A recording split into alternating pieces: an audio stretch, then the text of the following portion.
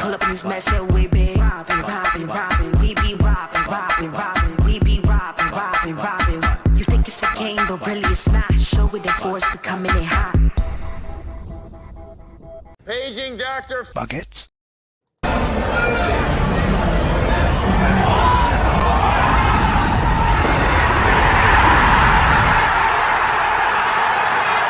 All I know is that dyke can play. Who's retarded now? Yeah. Salon Selectives presents hair so beautiful you feel like you just stepped out of a salon. Salon shine. Salon Selectives. Salon glow. Salon Selectives. Introducing Salon Selectives, new from Helene Curtis. 4 salon shampoos, 4 salon conditioners. You select the combination that will give you salon beautiful hair. Salon style. Feel salon beautiful every day. Salon Selectives. You flick too hard, damn it! You flick too hard, damn it!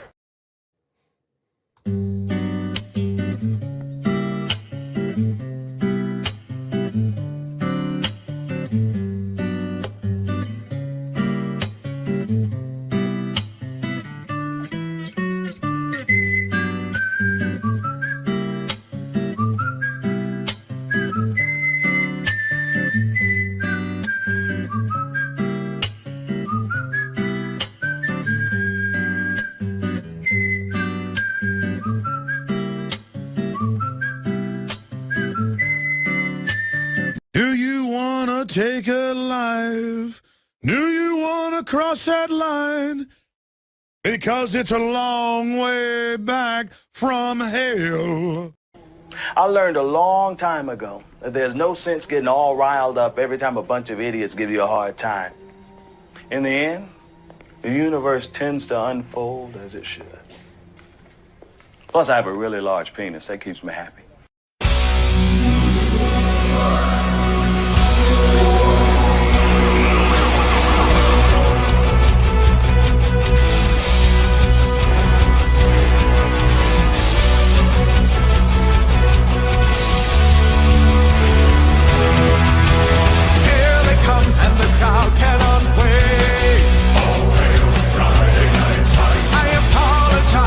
Probably late. Oh, Friday night time.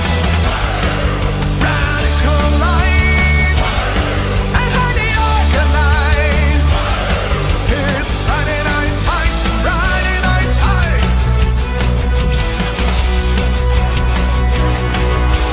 If yourself not offended tonight. Oh, Friday night tights. Rest assured that the chances are high.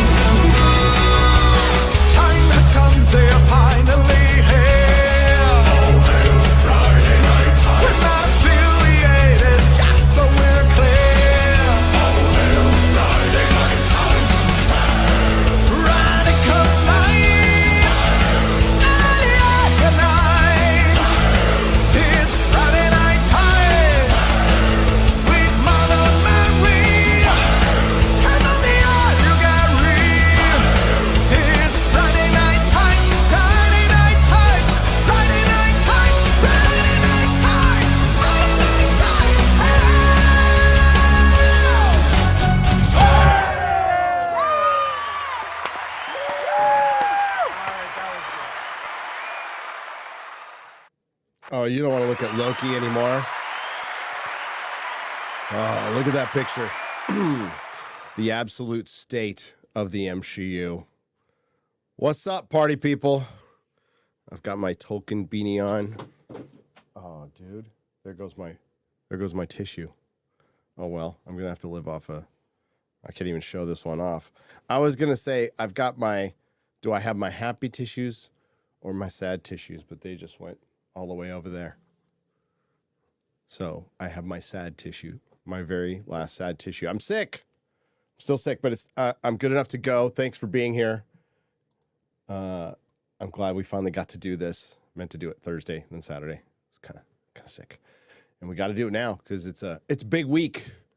It's a big week. It's the Requiem for the MCU. It's very sad. I wish I had sad music. Do we have sad music? Hang on. Let me check.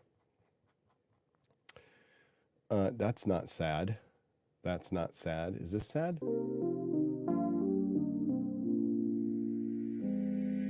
No, that's not sad. How's that? No. How about this? No, I need to find some sad music because it's the end of the MCU this week. It's the season finale, probably the series finale, considering Marvel has finally recognized, apparently, that they've completely fucked up and they are going to fix everything with all the same people. How's that work? Not really sure. But the Marvels is destined to flop hard. As a matter of fact, maybe a little later on, we'll go take a look at some local ticket places. I'll take a look at some places in LA. I know Geeks and Gamers Daily showed some from Orlando. And I took a look at some, and it's looking pretty grim. It's looking pretty grim. But first, you know what's not grim? You guys. You guys aren't grim. What's up, Burrito Man, mister? And how am I supposed to say this name? Hanayama-san? Hanayama-san. Hanayama-san. Welcome to the show. Mark Santos, Luke Chapman, Jose A. Taco, Toilet Bug, IR, Joshua Henderson, Mr. Betham, Loki Odinson. I'm sorry what they've done, yeah. Smoo, what's up, Smoo? Your average classican, Jegson Voorhees, and B. Kenny. Greetings, everybody. Hi. Lady Aaron D, what's up? How's it going? Lady. 9.9%. Represent. And Dale T. So yeah, we got some squaring up to do. Let me get that set up. Oh wow, where'd they go? What's the date today? Today's the 6th. So Friday Night Tights was on the 3rd. How many do we have for Forbidden Frontier? We're probably going to start with Forbidden Frontier, and then we'll get into FNT. So it's going to be kind of a drastic subject shift in the questions. But we had a great show last night on this channel with the Critical Drinker talking about Dyatlov Pass. It's an incredible mystery. It is effing weird. 9 hikers went out and died horribly, and it's a mystery to this day. It happened in the Soviet Union in the late 50s.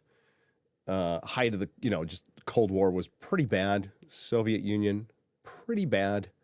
But these were tough people. And it was, watch the show. It was great. Thanks for everybody who watched it last night. Had a great time. We'll have Drinker back for sure. But we can't bury the lead before we get there. Again, drastic subject shifts, but that's not unusual for this channel or anything I run. We have to acknowledge Eric July. Eric July. The Renaissance Man. The Renaissance Man.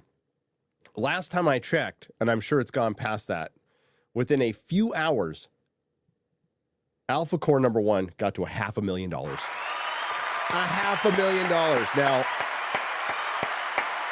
I will freely admit I boomered my order. So I always buy like 4 copies so I can give some away at future meetups. I kind of boomered this one and doubled it. So, but screw it. That's more I can give away. And in Vegas, or we're obviously not going to have them in time for Wisconsin, but I don't know when it's due to come out, but we'll definitely have it for the Vegas meetup. I'll give some away. We'll have some giveaways. Thanks to a certain person I've already seen in the chat, at our last Vegas meetup, we were able to give away a PS5 without causing a riot. So I think I call that a win. But Eric is absolutely killing it. So Joe Bennett does the art for Alpha Core. The great Chuck Dixon is writing the comic book. I cannot wait to read it. They are a very intriguing thing from the Rippaverse, that and Yara. Yeah, I think it's going to be fun. I think what Eric's done is it's a really good start for somebody who's never written a comic book before. And as I've said in multiple live streams, when I was going through my previews catalog, I always took a chance on some books, right? You know, I had a little independent section, so I'd always take a chance. We'd also have walk-ins, like people who were local artists who did books. They'd show me the books, and I'd put them on the shelf, and we just split the difference.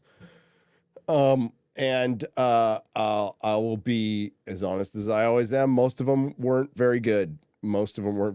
But that being said, even in the much better times of the early 2000s, like the last really good era of comics was 2000, post 9/11 to about 2010. Some may argue with the dates on that. I'm not going to argue with you about that, but I was pretty engaged till 2010, 2011. I saw things, starting to crack. One More Day, of course, came earlier than that. Superior Spider-Man was fucking shit. I hated it. And they started doing, Spider Island and all the Spider-Man stuff. And that's when we saw the cracks in the foundations, and Spider-Man books dipped below 100,000. But that being said, I tried a lot of books. I've read a lot of first books by people, and most of them were pretty bad. And Eric's is better. Eric's is objectively better. He's got room to grow, doesn't everybody? But I think it's a really good start, and I'm proud of Eric, and I support him because he's my friend. That's all. You guys are free to support him with your cash or not. You can buy the book, hate it, like it, do whatever. But if it's up to you. It's entirely up to you, and we appreciate everybody who does support it. Whether if you can't even financially support it, if you share it out there, we appreciate that too. Hail Eric July. Hail Eric July. Fantastic stuff. Yes, I was on the Simpcast last night. Wow. That was something. So I was waiting for, I had just finished Forbidden Frontier, and I need to recharge my batteries a little bit. So I'm like watching, and I'm waiting for a good time to jump in. I'm like, okay, if they can go 20 minutes without talking about buttholes, I'll jump in. And I jumped in right when they stopped talking about buttholes. That's the Simpcast for you. But I was on towards the end, and supported my friend Chrissy, who had our 100th episode. She's also preggers, so congrats on that too. We'll get some of the new stuff. Let's get some of the new stuff before we hit Forbidden Frontier. I saved it. I don't know if I saved it, but thank you for saying that. Larry Sharp. I liked Larry Sharp. I thought he was a nice guy. Libertarian Larry Sharp. Never met him before. Yeah, she goes to Preggers University now. She should start Preggers University and just do a daily vlog on being pregnant. That'll be like, today I threw up, I felt sick, I craved jalapenos and ice cream. That's Frank. Frank's going to know what's up in a minute, because like all us dads are just like looking at Frank going, bruh. Now, you don't have to have the baby, which is the hardest part, okay? But you ain't going to sleep for 6 months. Just kiss your sleep goodbye. Just go, you know what? I'll sleep later. Because I was such a night owl at the time, it worked out perfectly. Because when I went to the comic shop, I went to work at the crack of noon. We opened up at noon. I showed up about 5 to noon, sometimes 5 afternoon. And I would stay up till 2 or 3 in the morning, and then I can do the late feeding and stuff when the baby's born. But yep. It's going to be sleepless nights for Frank. Filing cabinet. WG has gifted 10 Nerdrotic live memberships. Hail WG!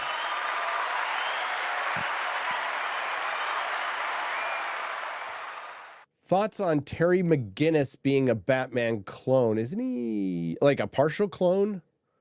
Wasn't that from the show? Possibly.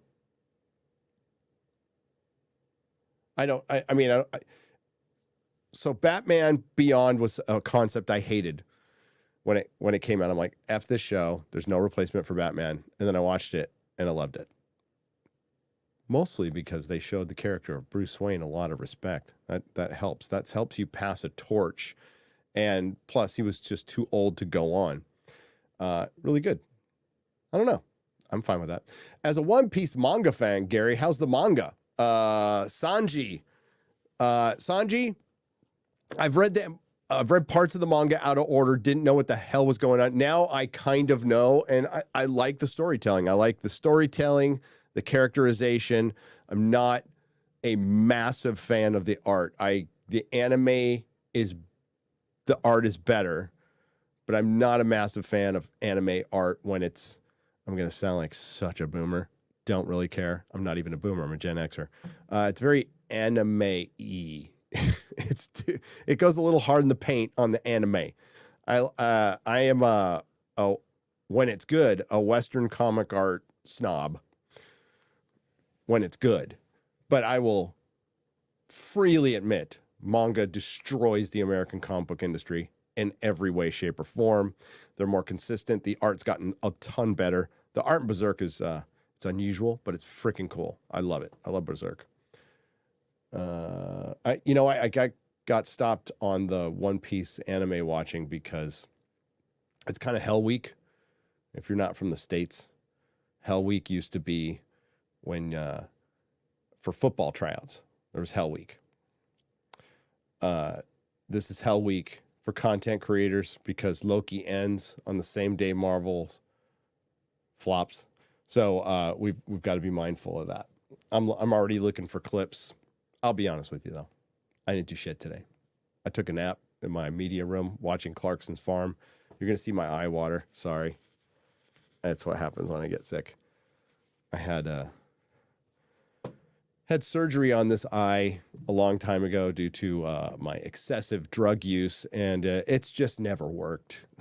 As far as like the irrigation part of it, I'm not going to get in the details. It doesn't work very well. But yeah, so I rested today. That's what I did. I didn't plan on being on Christie's. I was going to go in and out for 15 minutes. I stayed for 2 hours. That's the way it always goes. Andrew McCarty for $1.99. Which is worse, the mind swipe kiss or time travel? Oh, for Superman?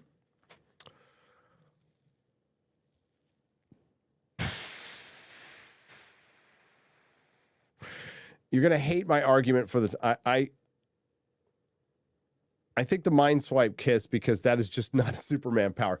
But the time travel thing is something silly and goofy they would definitely do in the comic books. Okay? So I've never had a problem with that. The mind swipe kiss, but you know what? Superman the movie, still the best superhero movie ever made. Ever made, especially at a time.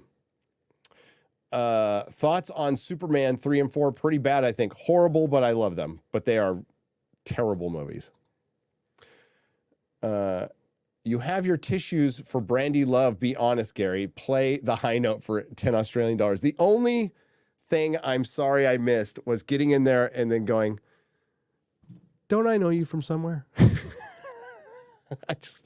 She's probably had that pulled on her all the time, but I wanted to do it. I wanted to go, man, can't put my finger on it, but I know you from somewhere. Yeah, that was a shit show. That was a shit show. I can't imagine Gavin being the least controversial person on a live stream, Gavin McGinnis, but it happened.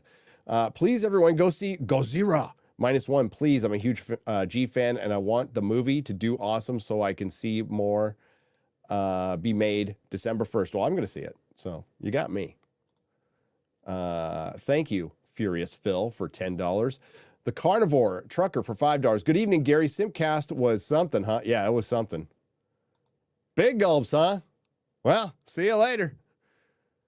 Stanky Pussy for $5. PSA. Hello, fellow City of Heroes fans.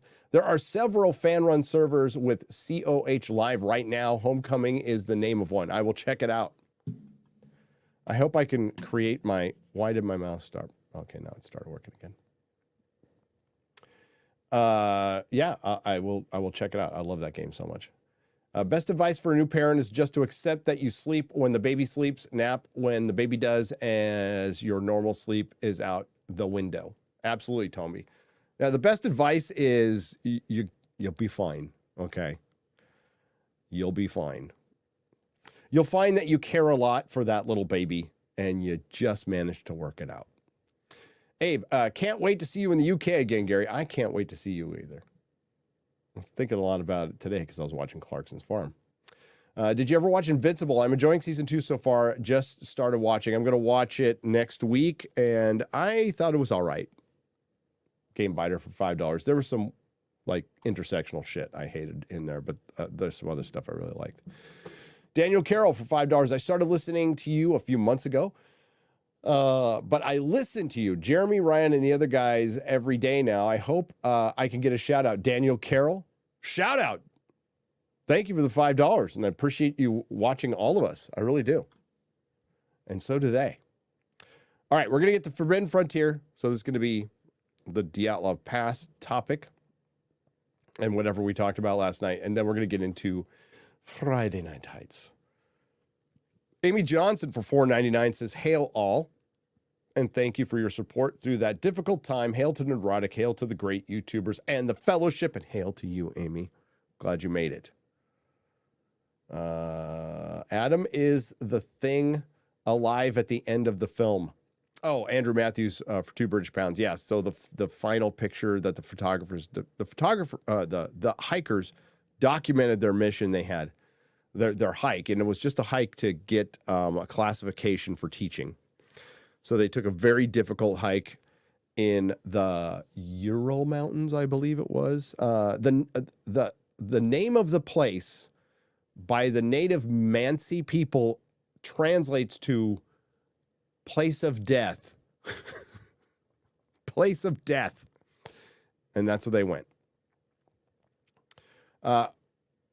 Jay Crispy for $1.99 says free Palestine. Okay. That's not a topic I get into here.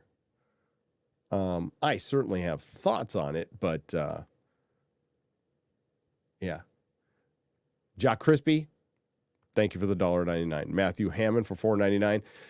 Daylight savings time forever. I would rather it be have a daylight at 5 p.m. during the winter than 4 a.m. during the summer. I agree. Let's see. I gotta make sure forgive me. All right, that was Matthew. Thank you, Matthew. Saw you in the Simpcast last night, too. Southeastern Kaiju for $5. Maybe Peter Jackson can work similar magic on the Bigfoot clip as he did with the new Beatles song, Now and Then. Thoughts? You know, it's great to see him. I loved Get Back. The song's fine. It's fine. George Harrison hated it. And I completely understand why. I don't think it was terrible. And I think with AI, they're going to be able to do a lot of stuff. Imagine like Prince, a guy who's got like fucking hundreds of songs nobody's heard. If we ever see that. But, you know, I like the Beatles. I'm a big fan of the Beatles. And Get Back it's amazing. In Russia, we generally believe that the Dyatlov deaths were caused by secret weapons testing because that area and the radiation of the body still creepy. You guys ever cover the Tunguska event mix for $10? We haven't, but I will. The Tunguska event was we're pretty sure was an airburst from just a meteorite, an airburst from a meteorite. But there were, Randall Carlson does a great video of the eyewitness accounts because there were eyewitness accounts. There were people out there. And just imagine if that happened over a city. It would kill everybody. Everybody. Hayden 75 for $5. Bears can often look like people in bear suits, but they are, in fact, bears. Unless bears aren't real, so Bigfoot can be a man in a suit or a Bigfoot. The Patterson film clearly shows muscles. That's the only... At first, I was back and forth on it, right? Like, I was kind of like, I want to believe it. Plus, I grew up in California, so Bigfoot's a big deal there, especially in Northern California. And I wanted to believe in Bigfoot, When I was a kid, I probably did, but then I got older, I'm like, I'm not too sure about that. But that one film, man, that thing's got I mean, like, why would you make a female suit? So, I don't know. I don't know. Think about this. Okay, I'm not saying this in Bigfoot's case, but there is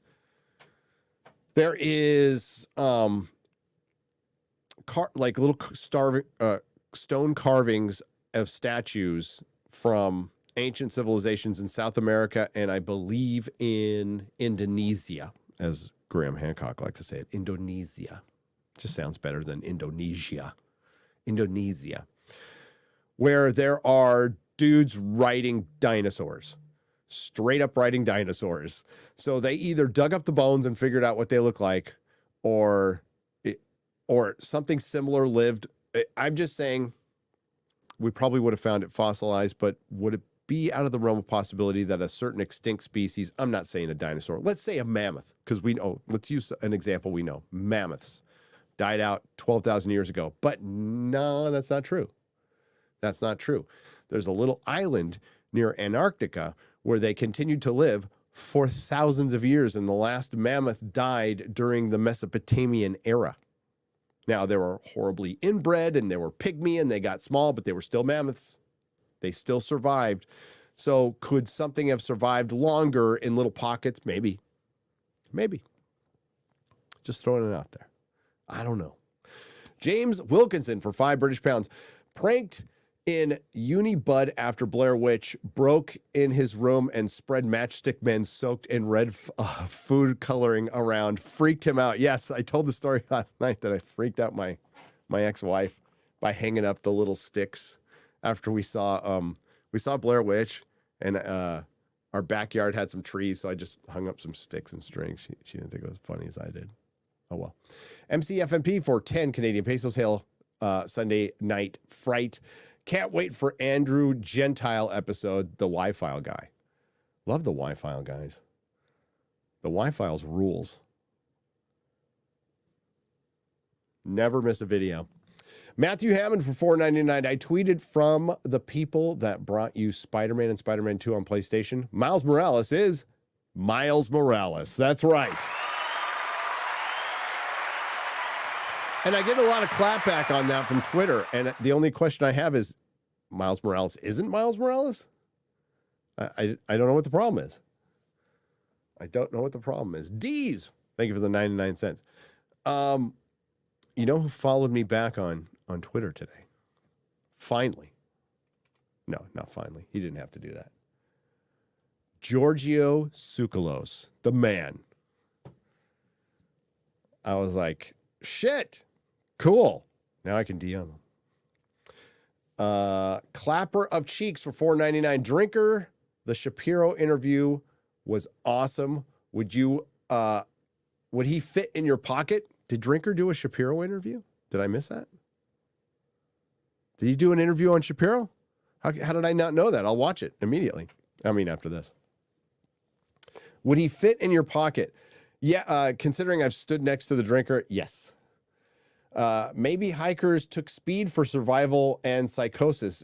Simon Ho for $2. That's always a possibility, especially in the 50s. John Pagasergio for $4.99. Have you ever witnessed a time stutter where you witness something happen and all of a sudden you witness it happen again a split second later? Like when I was on drugs, but that was probably the drugs. To be honest with you, I have experienced intense deja vu, though, many times, even recently, like within the last 48 hours. Intense deja vu. But not a time stutter. Hope you guys do an investigation on the crew of the HMS Terra and the HMS Erebus on the Northwest Passage expedition. I will check those out. Ashton De Rojas, thank you for the $10. Mac McFarland for $5. Ergot fungus contains LSD. Contaminants wheat and rye. Contaminated flour made a whole French village go nuts.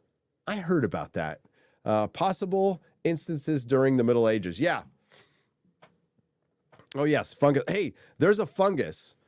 I can't remember the exact story. There was the tomb of a king or a royal person that they decided to. It was a like somebody from the church, like a cardinal or something, and they wanted to exhume his tomb for some reason.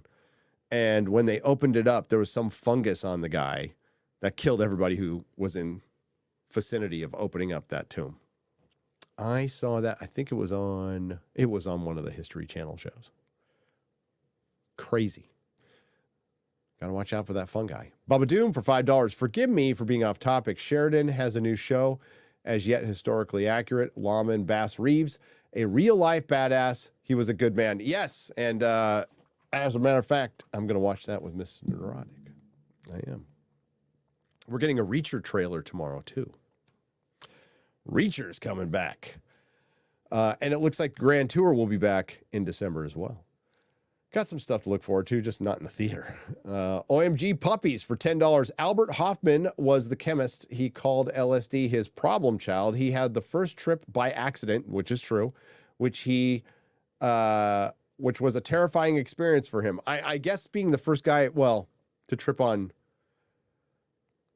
concentrated LSD, I can't imagine that'd be fun if you're just a normie professor and you're not prepared for it. Happy too, thank you for the $5. Crypto Kev for $5. Love your excellent guest so far. Not sure about this drunk Scottish fella. Can you tell us who you are trying to get on? Graham, Y-Files, hail. That drunk Scottish fella is a fucking legend. Yeah, we're going to try to get Graham and the Y-Files. We're going to try everything. We're going to try it all. Can't say we're going to succeed, but we're going to try. Uncle Sam for $4.99. Kind of like sinking the Titanic to take out those against the Fed Reserve. That must have been in reference to something we were talking about. Sorry, Uncle Sam. Joe C818 Pureblood for $5. Suggestion for future shows. Plain of Jars in Laos. Oh, yeah. I know those. Sulfur balls at Sodom and Gomorrah. Know those. Noah's Ark on Ararat. Not too sure about that, but there is something that's shaped like a ship. That's for sure. And the Great Wall of Montana. Great show. Well, I happened to run into the Wandering Wolf at the CPAC event in Palm Springs, and we chit-chatted, and we'll get him on the show. He's a good dude. He's a really good dude. The Darvatar for $10. I like to believe that the Tunguska event was a rogue projectile from an alien mass driver. We don't know. Something superheated and blew up in the atmosphere and blew the shit out of everything below it. It did. It was like a nuclear bomb or an atom bomb being detonated in the air. Zachary Jarvie for $5. Was there any toxicology done? There was on the bodies, on the 9 bodies. Is it possible there were a group on a trip and went bad and they beat each other up and ran around while tripping?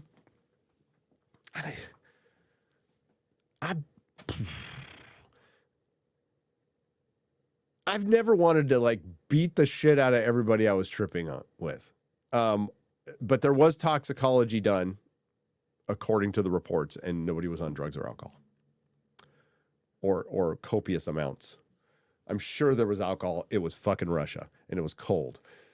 Check out the movie Devil's Pass from 2013, says Shadow Stain for $1.99. I've heard of that. Birds Aren't Real, says Sci-Fi Life for $2. Oh, I remember that whole thing. I do.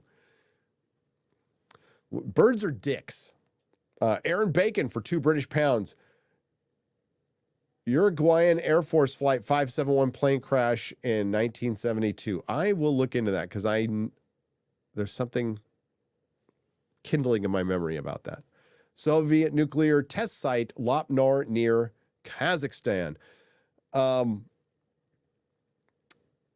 Is that what? Okay, we were talking about them seeing some hikers a couple of weeks before, saw some lights in the sky in the same area, and they believe it was a test rocket. But I'm not sure if it was from Kazakhstan because they were in Siberia. Jeffrey Halam for $4.99. Imagine if one of the hikers brought a snake to give everyone a scare, but the snake escaped and scared everyone out of the tent. But they weren't all in the same tent. They were in different tents. So the story is, real quick, 9 hikers go up this death mountain. Very experienced hikers, done it before. It's no trouble for them. They're tough people. They camp for the night. Something happens that night where they take knives out and cut. They don't even unzip their tents or whatever or unlatch them. They pull out a knife and go and get the fuck out as fast as they can. Then they group up during a blizzard. This is all during a blizzard, and line up and walk hand in hand towards the tree line. Once they get to the tree line, they split up. Once they split up, they're all dead. So one guy tried to climb a tree. 4 of them tried to get into a gully, and they're definitely trying to get away from something. Now, they showed signs. Some had just basic cuts and bruises. Some were crushed and had horrific injuries, including 2 guys having similar injuries to the back of the head. Wasn't an avalanche because they went there 10 days later and there was no signs of an avalanche. 0. So they ruled that out. They thought it was an attack from the tribe. They were really going with that angle, ruled it out. It got so weird and controversial that the Soviets just shut down the investigation. Just said, we're done. They're dead. Some of them showed signs of radiation, not all. And for precautions, they were put into zinc coffins. But it's the nature of their injuries. All of their injuries happened when they were alive, not after they were dead.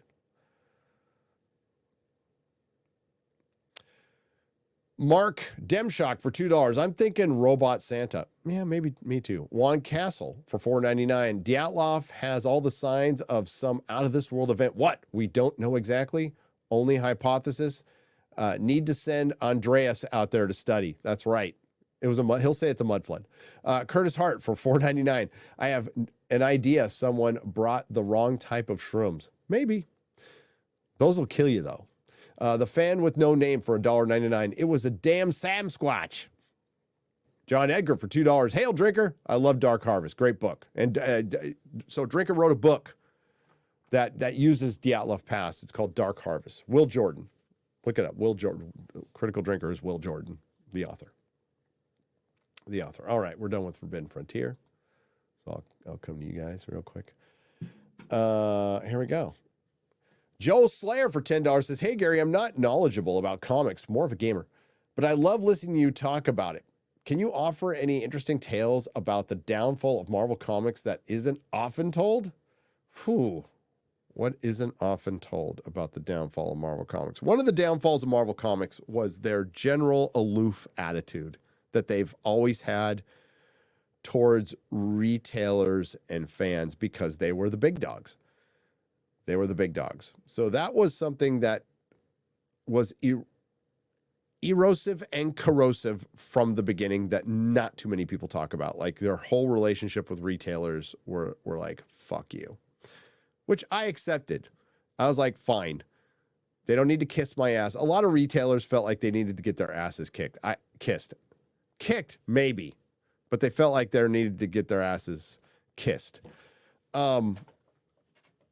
And I think, if we want to land one thing at the feet of Marvel is when Disney bought them, there were retailers who said, well, maybe they'll treat us better. I laughed at that. I said a bigger corporation treating us better. I don't think so. But yeah, they were never nice to retailers, but that doesn't really affect you guys. But they were pretty aloof. But the downfall of Marvel Comics squarely lays at the and a lot of people who are still there right now, Axel Alonso, even Joe Quesada, and bringing in subpar editors purely because they wanted, people say work girlfriends, but they want to show female representation, and they were trying to bring in new voices, and there was this whole push to get women reading comic books because they just they started to stagnate, and they needed new customers. And instead of going to the young, they went to the female, and it was a deadly mistake. It was a deadly mistake. You can go to the young male and female, but they went for the female of 18 to 35 who was never, ever going to buy a monthly comic book off a fucking shelf. Okay? Go look for a unicorn. You'll have a better time. You'll have an easier time looking for a fucking unicorn than you're going to find a group of women who will regularly go to a comic store or a newsstand or wherever they're available, or go online or do a subscription and read her monthly books or weekly books, have a subscription pull. We're talking 3%. 3%. And that's really fucking high. I had the percentage up to, 15 in my store? But I had to really fucking try. And I was in San Francisco, and I was next to a fucking college. So, yeah, it was stupid. They gave up on the younger generation to go for Hollywood and women, and it failed. They got Hollywood, but Hollywood did no good, but they did it first. It did actually help at first, but they went away from it. Hope that helps. Hope that answers your question. Did you watch Yellow Flash live stream with Director X? Any thoughts? Super Chair Destroyer for $5. Director X is trying to promote his show. And he's trying to, he thinks he's playing some 4D chess. And I think he genuinely did watch some of our channels before his show came out. And it probably came as a shock to him because he saw Robin Hood as this old ass property that's been redone multiple times. And he just doesn't get that he's playing into cultural stereotypes from critical theory. Marxist cultural stereotypes probably has a lot to do with his biggest fault, being Canadian. I'm just kidding, Canada, kind of. Yeah, I watched it. Mark with the C completely owned him. I think everybody did a good job. Tom lost his temper a little bit. I was chuckling a little bit, but yeah, good for Yellow Flash. Yeah, I did watch though. Of course, I watched. Of course, but he's disingenuous. I mean, I'm stating the obvious. It's disingenuous. That's why you know what? Not for me. Not for me. Plus, I'm not reviewing the damn show. I watched the first 2 episodes. I'm done forever. I'll leave it to my boys, Az and Disparu. Watching EFAP ripping Star Wars Theory was downright cathartic. Shadow Sand for $737,499. I did watch a little bit of that. Was it ripping? Yeah. I would love for Star Wars Theory to debate Mahler. I think Star Wars Theory talked about it on Twitter and Mahler responded. I support it 100%. I think it would be a good conversation. I think it would genuinely be a good conversation. I think those two would have a great live stream together. Be very entertaining. There's parts of the internet that don't want to get involved in the culture war, and I get that. I absolutely get it. I support it. I watch a lot of those channels. I specifically watch them because, like, Yoiston from, Men of the West is like, I got a playlist, usually around Christmas time. I put on some Lord of the Rings lore videos by Yoiston, get out my fake pipe like I'm Tolkien, sit by my fireplace. It's my vape. And I listen to it, and I fucking enjoy the hell out of it. So, that's what Star Wars Theory is. He's kind of caught in I'm a Star Wars channel. I'm bigger than the fucking Star Wars channel. I want to support Star Wars. But then, and listen, I'm not judging how he does things. He's obviously done things really good. He knows how to do YouTube. But unsolicited advice for content creators. Don't hang your hat on one franchise. If you're going to come out there and talk about entertainment, do not hang your hat on one franchise. It will break your heart. It'll break your heart, or it'll get canceled. And I like to talk about a bunch of things on my channel. And he does too. He has other channels for it. But fucking covering Star Wars right now must be just depressing.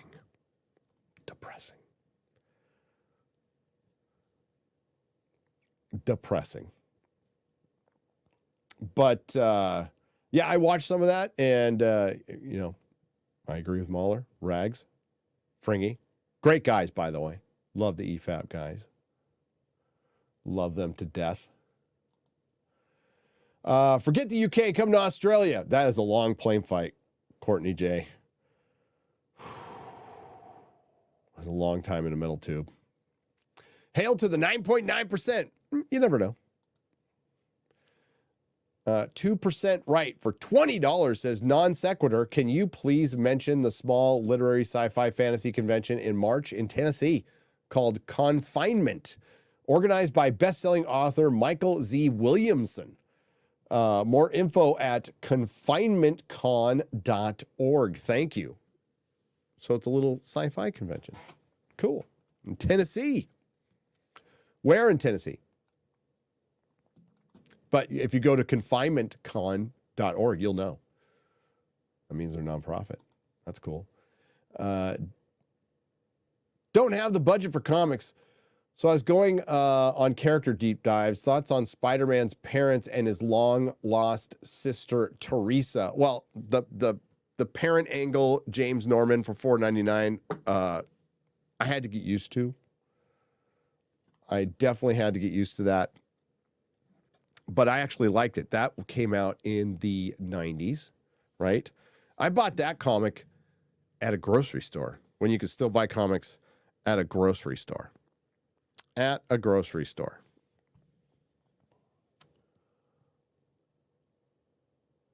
When you have comics go as long as they have, there's going to be long-lost sisters. There's going to be long-lost brothers. There's going to bring up the parents angle. I hated how they did it in Amazing Spider-Man 2. They ended up being like spies and shit. But then I think you should ask me about Gwen Stacy clone. Fucking that shit I hate. I fucking hate. I hated the Clone Saga when it came out. I learned to like it more because I've read modern stuff. I stopped reading Spider-Man at issue 600. Done. That's where it ends for me. That's where it ends for me. It's where my run ends. I don't own any comic past 600. I don't care. It ended for me, James. Fellowship should organize to Miss Marvel watch party. Each of their own corner of the other world might be only sold out shows. They get the theatrical run. Fellowship should organize a Miss Marvel watch party. Nobody come to that. Each of the corner of the world might be, oh, you mean a Marvel's watch party? Ryan was reporting that one of the theaters was sold out for the Marvels, and I agree with them. I agree with them that it is obviously an event. If I'd have thought about it more, it'd have probably been a good meetup, but I got a meetup coming up anyway. I am working on getting a theater to do the Lord of the Rings trilogy. I don't know if I can do it, but I'm going to try. And I'll let you know. But do you mean the Marvels? Because Miss Marvel's the show. I didn't even watch Miss Marvel. I didn't. It's one of the few. I Am Groot and Miss Marvel are the only Disney Marvel shows that I haven't watched. Ideas for a Forbidden Frontier show, Plane of Joy. Oh, I read this one. I did read this one. Why wasn't Bran in season 5 of Game of Thrones? Because they had run out of source material and they wanted to save the brand stuff for later. I think the kid was going to school at the time too. It was a huge mistake. George, by the way, Bran is supposed to be king of Westeros. He will be sitting on the Iron Throne. That part of the ending is right. They've been planting that seed from a day one. And George has a soft spot for cripples, bastards, and broken things. And who would be a better ruler than one that can't have sons, you know, and could see everything and is even Bran anymore? Well, Bran's journey in the books and Bran's journey in the show became very different. Very different. We don't know what Bloodraven's up to. He was just a nice old guiding wizard in the show. We're not so sure. By the way, Bloodraven's one of my favorite characters. And he might have the good of the realm in mind, but his methods are great to read. One thing Bloodraven did was there was a Targaryen bastard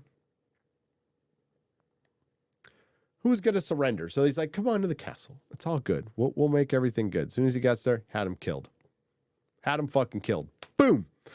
And Aegon V got pissed. Got pissed that he did that and sent him to the wall. But Bloodraven knew he had to go to the wall. And he was also doing that for the good of the realm because the Blackfyre rebellions had just torn up the realm almost as bad as the Dance with Dragons. They kept on happening again and again. And that's how Bloodraven rolls. So do you think he has Bran's best interests at heart or the realm and fuck Bran? I think it's fuck Bran. So why did they leave him out of season 5? Because Dan and Dave, well, it's George's fault, but it's also Dan and Dave's fault. George has shifted a lot of the blame to them. And I don't know, he might be telling the truth. Like, they stopped talking to him. That's according to George. They stopped talking to him. Now, how they got more power than George, don't fucking know.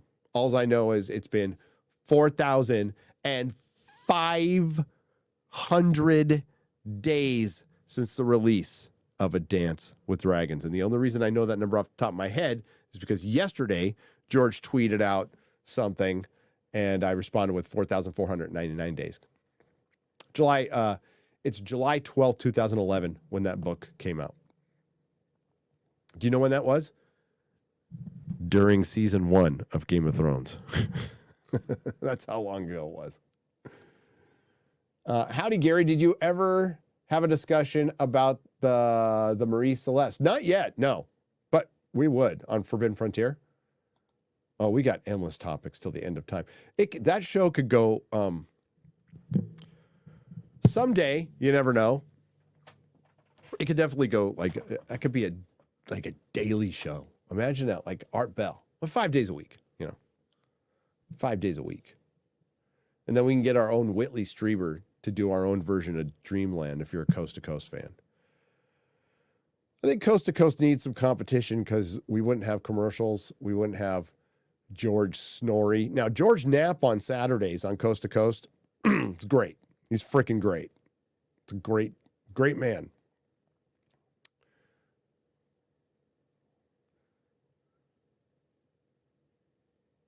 Okay, goody. Sorry, one moment. Had to cough. And you really didn't want to hear that. Good evening. Have you seen The Vast of Night? I'd be curious to hear your thoughts on this film. It's an excellent period piece about aliens. I have not. But I will note it down. I love shit like that. You know that. Same super chat, been stuck on the screen for a half an hour. That's this show, buddy. Sorry. Gary, but thank you, Tomby, for 2 British pounds. That super chat got its money's worth. My absent-mindedness. Gary, birds are real. It's bird watchers that aren't real. I knew it.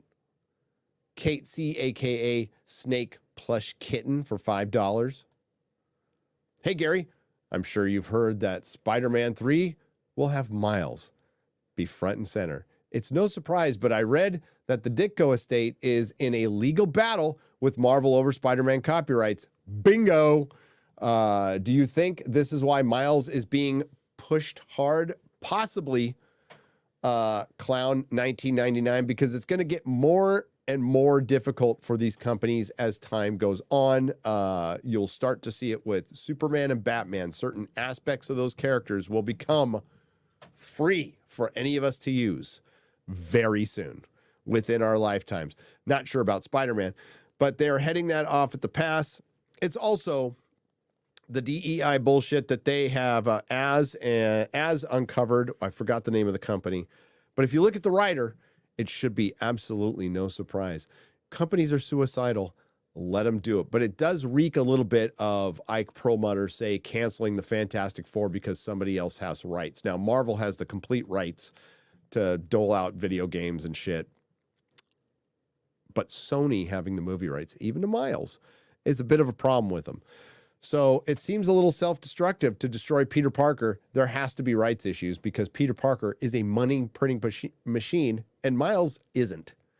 Miles will do okay, but that game ain't going to sell as well as the Spider-Man 2 is not. People aren't loving it. People aren't loving it, so I don't think it's going to have the same impact as the first one did. You know, and the gaming industry is getting bad too. Birthday today, enjoying some cake and having a drink while watching one of my favorite streamers. Hail. Rebellion765, spending your birthday with me. I am honored. And what's wrong with you? Thank you for the $6.99 Canadian. Have a good drink.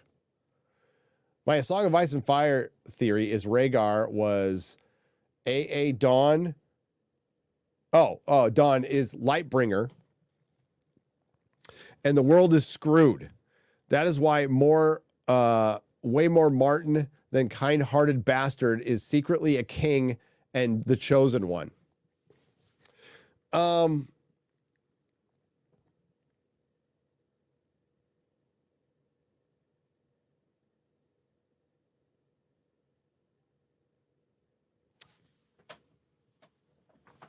I kind of like whose theory was it? I was trying to think of the YouTuber. I think this guy used to be in my chats like many years ago because his real name is like David Beers, but it's Lucifer Lightbringer. He had a pretty interesting theory about the moon. I can't remember it now. Gary's Beard Crabs. I like that theory. Now, you're talking about Rhaegar Jon Snow or Rhaegar Targaryen, the one who died.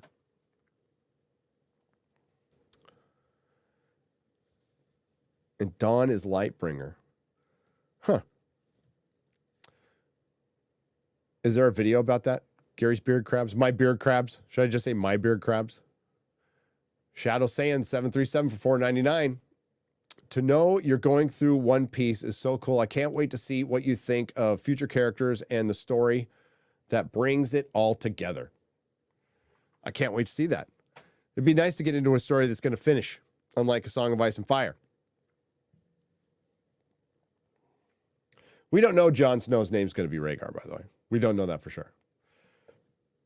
George could have changed, like, his full intention was to make Jon a kind of subverted chosen one. He's going to be the chosen one. Again, the ending you saw at Game of Thrones, he cliff noted the ending for Dan and Dave. So he basically told, hey, this is where the characters end up. Bran's on the throne. Jon's going to kill Daenerys. And then he's going to go back up north. Didn't tell him how he's going to get there, but that shit at the end, totally believe that's real. And it could make a ton of sense in the books. Because if you give Dany like a good solid book to start losing her power structure, basically, her support structure, and she goes crazy at the end, even after fighting off the dead, and not like fighting them off the porch of Winterfell. Like the dead have to like scour Westeros not much of Westeros is left. Everybody comes together to fight the dead, and then these motherfuckers still fight a civil war over Westeros. That was supposed to be it. Kind of like, you know, at the end of Serenity. At the end of Serenity, we have, God, what's their name? The government, whatever they were, fighting Mal. And then the Reavers came in, and they just had to fucking stop fighting each other and fight the Reavers. That's kind of what was supposed to happen at the end of A Song of Ice and Fire. It's what they've been setting up for books, for many, many books. Thank you, Shadow Saiyan 737 for $4.99. Return to the King, 20-year anniversary soon, baby. I'm ready for the stream. You guys will do. Oh, hell yeah. December 18th, Sunday, roughly 1 p.m. Robert Burnett, George the Giant Slayer, Critical Drinker, Mauler, others will be there. Or I'll beat the crap out of them personally. Maybe I won't be, like, I'm not going to fly to Scotland. You know, I'll just take away drinkers' liquor for a day. Fizzendorf for $10. I never knew a guy who was kicked out of 3 high schools and 6 colleges used the word penultimate so much. Oh, I never said you were taking classes in those college. You were just kicked off. I never went to 6 colleges. I mean, I went to colleges to party. So, yes, I've been to 6 colleges to party, including UCLA. USC, been partied at UCLA, partied at USC, partied at San Diego State a lot, partied at USD, University of San Diego, Pepperdine. I partied at Pepperdine and Palomar College. Yeah, I partied at all these places. Palomar College was in the parking lot, but it still counts. I know what penultimate means because I read comic books, okay? Fizzenthorpe. Hey, Gary, Az told me you use Mylar bags for your comics. It's going to make the switch. Why do poly bags wrinkle so fast? Because they are polyurethane. They are petrol-based, and they degrade, and they help degrade your comic book. They're good for, you know, a couple of years. 5 years tops, but then you have to rebag your collection every 5 or 6 years. You use the Mylites, you never have to do it again. You never have to do it again. Talking about Spider Mood, I've always wanted to know your take on the Ultimate Comics Ultimate Spider-Man. Are they both worth collecting? Up to what point? I would collect them up to 150. For Ultimate Spider-Man, I want to say 150. I've got them downstairs. It gets wonky towards the end, especially when they kill him. And Ultimates 1 and Ultimates 2 are great. Ultimate X-Men are good for the most part. Ultimate Fantastic Four is good. But once it gets into the like the third phase of it, like Ultimatum and stuff like that. Nope.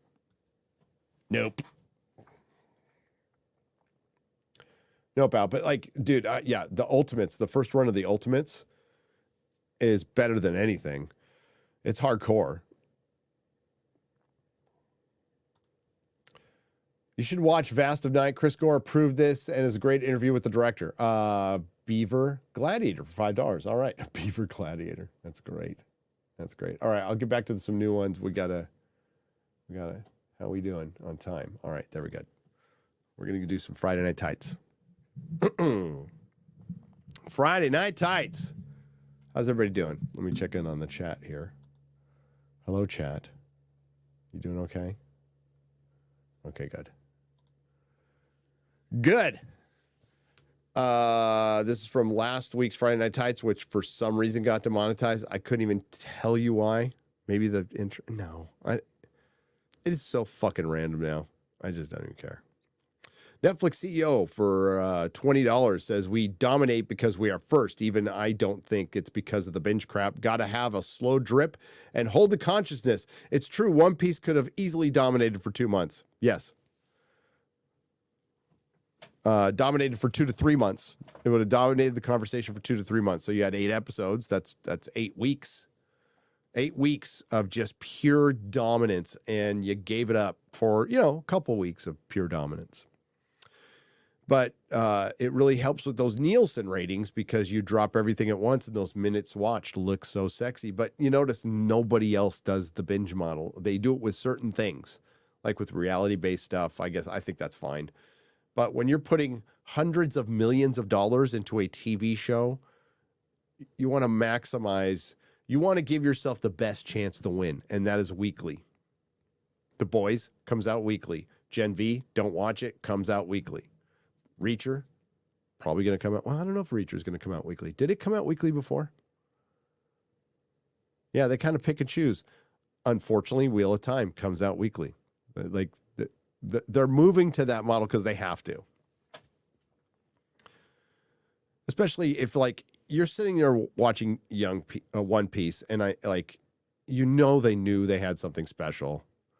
I would have experimented with that, and it would have been huge.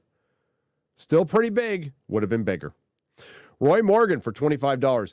It's National Novel Writing Month. I usually write fanfic, but this year I'm writing an original. Good. A story about pizza delivery in a fantasy setting. It may be terrible. It may be good, but I will at least try. Also, Gary, look up City of Heroes Homecoming. I will. See, I made up my own comic book character a long time ago, and I was able to construct him perfectly in City of Heroes. Dr. Spud for $10. I think the Marvels is looking to redefine the term fuck you money. Well, if you just drop the money, I think the fuck you is very accurate. That'll be from the fans. Giant the World Ender for $10. The Echo trailer is out. Thank you, Marvel, for tossing a headdress on a pile of shit and playing native music to it. I'm sure is happy. Why don't your white character trailers have European cultural music in them? I'm going to go drink some fire water. Did you see her costume? Oh, for the love of God. She looks like a squaw. She looks like a superhero squaw. We're supposedly not supposed to say that anymore. I don't give a shit. She looks like a squaw. It's like, it is so stereotypical. It's fucking hilarious. Also, I heard they had to make it in a plus size because her weight kept going up and down. People were going gaga over the trailer. I'm like, what? Because one guy got shot in the fucking head. You're impressed? I'm like, yeah, I guess I'd be impressed with all the shit we've gotten for more Marvel for the last 4 years. But do you actually think this is going to be good? They tried to cancel the show. Oh, man, it's rated R and they shoot people. Yeah, all the people shooting each other were not the main character. Did you see the main character a lot in her own trailer? No, you didn't. You saw more Kingpin. Now, if they made a Kingpin show, I'd fucking watch it. If they made a hard R Kingpin show and got the writers from Daredevil season 1 and 2, sign me up. Take my money. Not going to happen. You want to know why? Because they tried to get him and they didn't want to work for Disney Marvel. I'll repeat that. They tried to get them and they couldn't because they didn't want to work for Disney Marvel. Jontum, 619. It turns out they were a little pissed off that their show got canceled by Marvel. And then Marvel came back later and said, hey, could you make a show, by the way, for less money? Fuck you. Jontum, 619. Y'all keep ripping on Rachel Zegler. She may be holding the holder of a participation award in the Retard Olympics, but I think fuck her until the neighbors complained about the flies. Well, I mean, she's become the face of Hollywood because she exhibits the entitlement and ingratitude of a generation, and a generation in Hollywood. She personifies it. I can't help it. The world, the creator, God, nature writes your legacy. We don't get to. And it's through our decisions. And life is full of choices. She could have gone, I loved Snow White. I loved it as a kid. And it is a great honor and privilege to bring this live action to a whole new generation of fans, of Disney fans. I know this is, this is the most important movie to Disney. It's the movie that created Disney. I know I have a great responsibility, and like, hey, I'm going to do the best job I can, and I hope you like it. That fucking simple. It's that fucking simple. Not going, weird. It's like so outdated and stuff, because I know so much about the world because I'm like 22 and stuff, and everybody's told me yes my entire life and stuff. Patriarchy and stuff.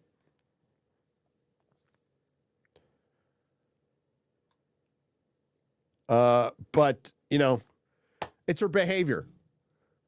She needs better handlers. She needs a better agent. She needs an agent who will be tough on her and go, I need you to shut the fuck up so you will have a career.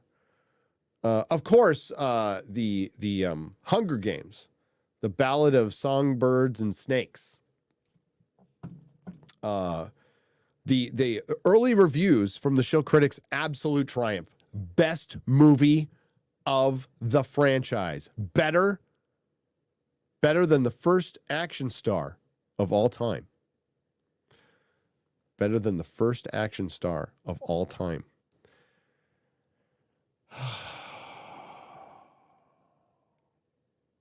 It's an absolute triumph. I don't want to leave that super chat up. Sorry, hang on. Where was I? There we go.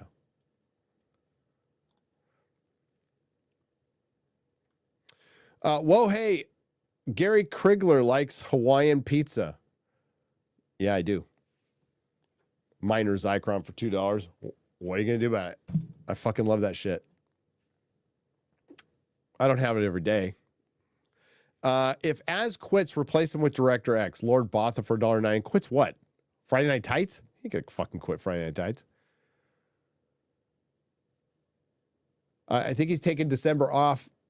I already got a real Brit to replace him, so so we can actually have some proper British representation. So, yeah, Az said he was taking December off. We're gonna bring in Disparu. While Az goes streams, you know what he's gonna do? That motherfucker is gonna stream every day for 12 hours a day, and he's gonna tell me he didn't have time for Friday Night Tights. Oh, no, I need to have time with my family. Or RoboCop. Whatever, dude. Ice marbles for $5.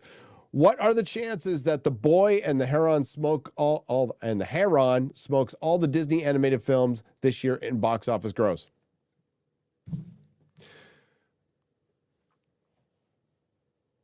Disney's fuck. Okay, this year, because I don't know what the boy and the heron is, but Wish comes out, and then they have no movie coming out for 4 months.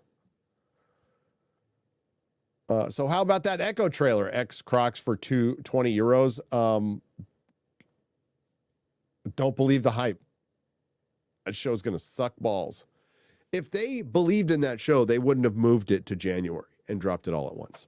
and then made up Marvel Spotlight. I love how they pull out Marvel Spotlight. They don't even use the proper fucking logo.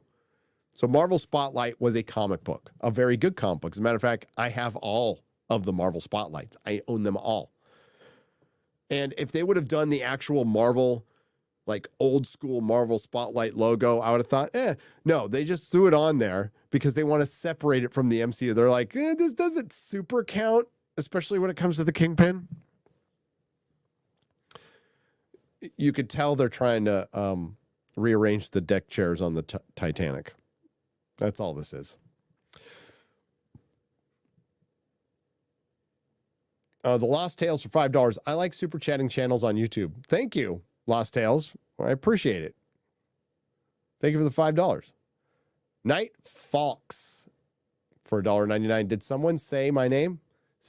Guy Fawkes. Guy Fawkes. We said Guy Fawkes because it was up to... It was the 5th of November, and everybody tweets that. It's like, hey, I love V for Vendetta.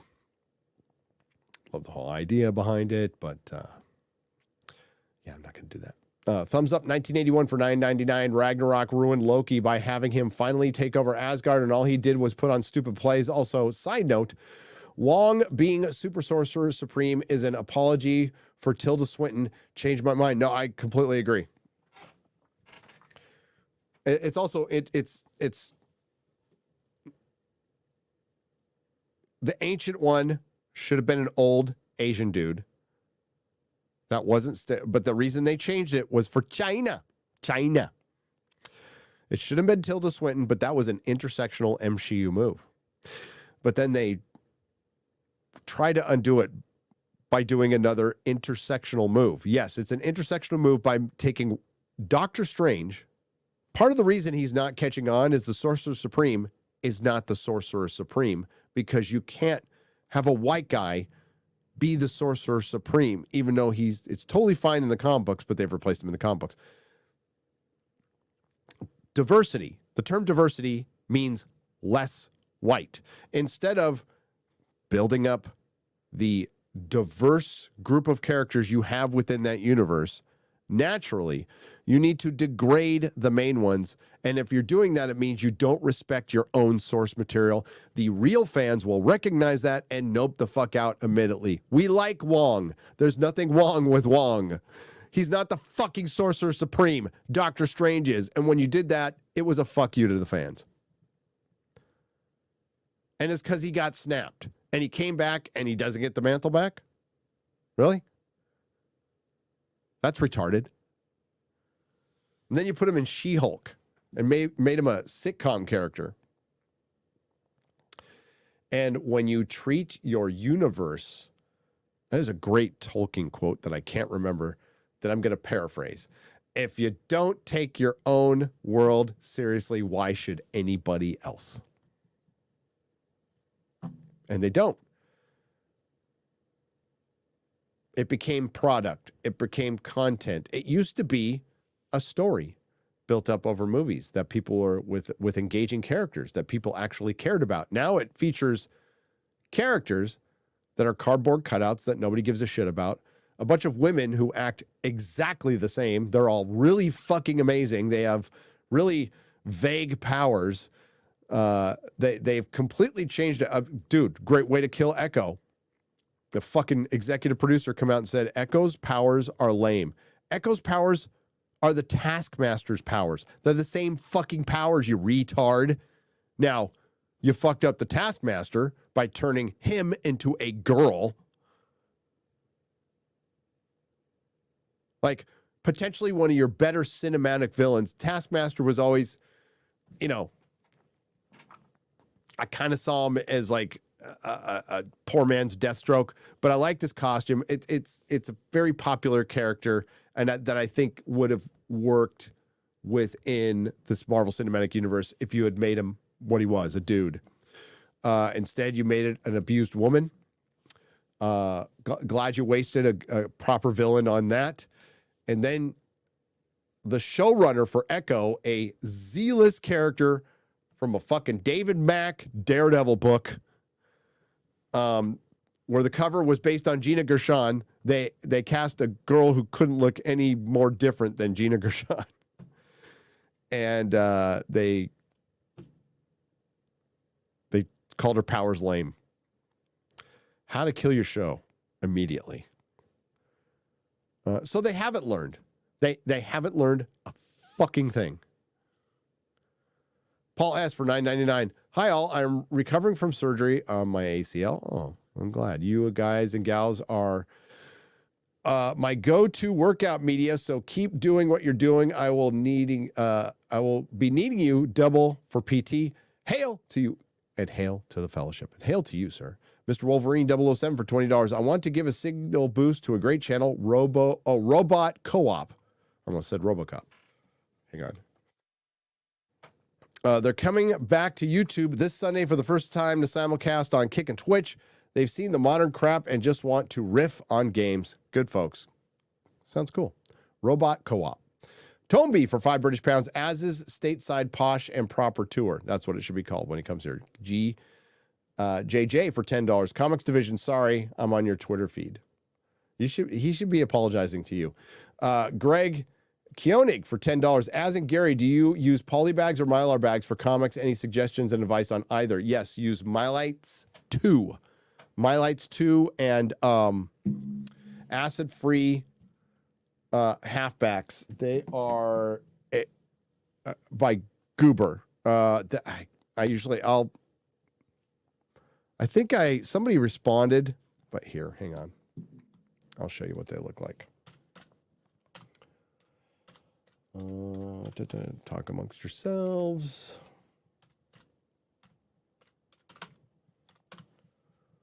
You buy something over and over again, you just forget the damn name.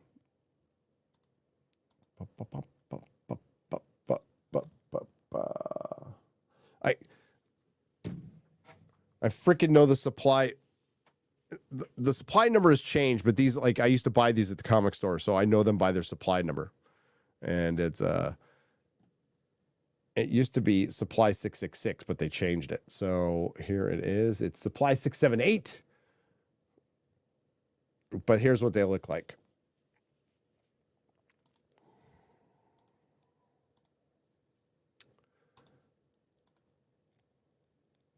So there you go. There you go. You want standard size. Standard size. Because they offer current size, they offer silver, they offer golden, they offer magazine, but standard size will fit current, bronze, and most, like 99% of the Silver Age out there. And that way you have your comic book box is uniform. It doesn't have different size bags. It all looks beautiful and consistent.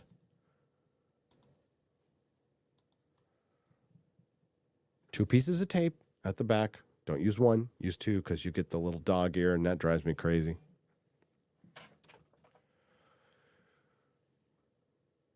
Oh, guys, Shad's Neon Dreams 2, my 80s pop culture graphic novel, is now live. Shades, not Shad. Shade draws SNR Studios. So Shades Neon Dreams 2, my 80s pop culture graphic novel, is now live on Fun My Comic. I didn't know Fun My Comic was a thing. Go check it out. Thanks for the $10. Kito Un for $20. Sadly, we'll probably never see a Batman Beyond big budget live action if made now. Who do you think would be a good Terry McGinnis? A grungy, futuristic, dystopian Gotham and Batsuit tech could be so sick. R.I.P. Kevin Conroy. You're going to have to get... God. Who's familiar with young actors anymore? It would have to be a young actor. Kind of looks like a young Dean Cain. I'm sure you guys will think of something. Oh, wait. Well, since everybody wants to make a mention anyway, get the guy who I can't think of his Sonny Chiba's kid. Guy who played Zorro in One Piece. Quark for 10. I know some people get upset at the Asian. I don't care. I always thought he looked kind of Asian in the comic book, in the cartoon, but that was also just the art style. But comic fans can argue amongst themselves. It'll never happen. Well, I can't say never, because I think Warner Brothers would look at the success of Into the Spider-Verse and maybe do. It would be pretty cool to do, like, maybe animate it.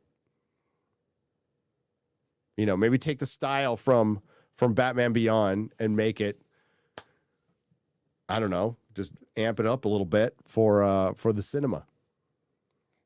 That'd be cool. That'd be or just go back and watch the animated series. You can do that. That's always pretty easy to do.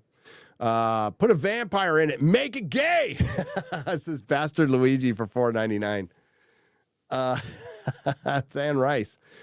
Quark for 10 Rons says, hello from Transylvania, guys. Keep up the flag.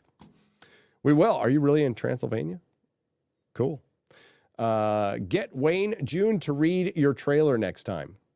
Not applicable for $2. There you go. And social media is probably the net negative, at least before the reach of the media was limited and the official narrative was usually easy to spot and reject. I I disagree. I think the media was very controlled, and we just thought it's the same media now that it was back then. It hasn't really evolved at all. And it's getting crushed by us. So, social media is no different than firearms. It's not the social media. It's not the firearm. It's the people. It's the people. Good and bad. I talked about it last night. It's part of a free society. Things we need to accept. You and I probably agree on one thing. We want to be free. Want to be free, raise our families, be happy. But we want to live in a free society. Wanting to live in a free society, you have to know in the back of your head, it is never safe. And it's up to us to protect it, because there are people who are always wanting to control us, wanting to manipulate it, powers that be that want to manipulate it. There's a lot of freaky human beings who get just the only way they can get their rocks off is by fucking controlling people. They're so fucking jaded. Narcissist, all that. So it's something that needs to be preserved, but it's always going to be dangerous. You're never going to be safe. It is a miracle. We live in a country where even now, believe it or not, as bad as everybody says everything, I can walk down my street, no fucking problem. None. At any time. And there were times I could walk down downtown San Francisco at 3 a.m. I'm not worried about a fucking thing, right? I'd be very cautious going down there now. Very cautious. I'd still do it, but before I wouldn't even think about having my head on a swivel or anything like that, but now I would, for sure. Yeah, I think it's just humanity. That's all. Can we do a GoFundMe? Although not applicable, I wouldn't be against an analog generation that rejects all this shit someday. I'd be very much for that. Sean Godley for $5. Can we go to do a GoFundMe for XRG to get an adult internet service? Oh, for X-Ray Girl? Well, you think with her techno husband, who is a cyborg, maybe he's providing the internet. Maybe he's having performance issues. You know that? Maybe Mark the Cyborg provides the internet. Maybe he hooks the Ethernet cable into his leg, and he's having performance issues. Sorry, my phone just went off. Un momento. Well, yeah, FedEx. When you fucking deliver to the UPS store after it's closed, of course not. Dumbasses. It's 1,800 of you here. That's amazing.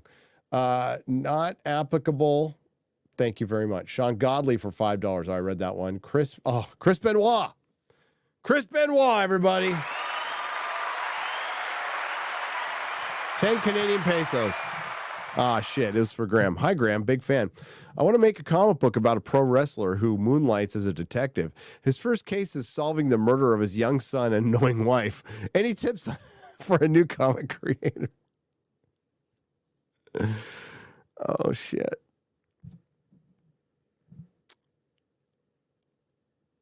I'd point that question to Dick Masterson or something.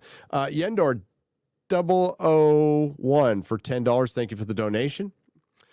Sean Godley for $20. Now that Botgate is now common knowledge, HBO must have to hire the WGA writers that will find themselves jobless to do it instead. Shout out to Az and Shad, the funniest things that have come out of Australia since Danger 5. Thought you were going somewhere else with that. Yeah, I mean it's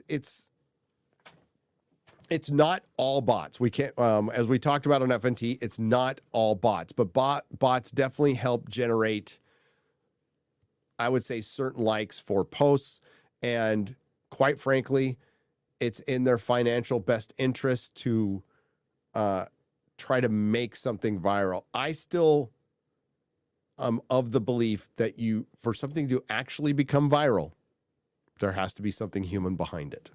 Okay. Maybe it's happened once or twice. But there are things that don't make sense on Twitter, like a follower who tweets about, or a Twitter account which tweets about Marvel all fucking day, has 41 followers, either a Marvel or an anime avatar, but certain tweets get 50,000 likes, 60,000 likes. That is just not how Twitter works, unless you're using bots. And the way you can tell is comments. There's 65,000 likes and 10 comments. Really? 10 comments on 65,000 likes. Okay. All right. Hey, maybe I'm wrong.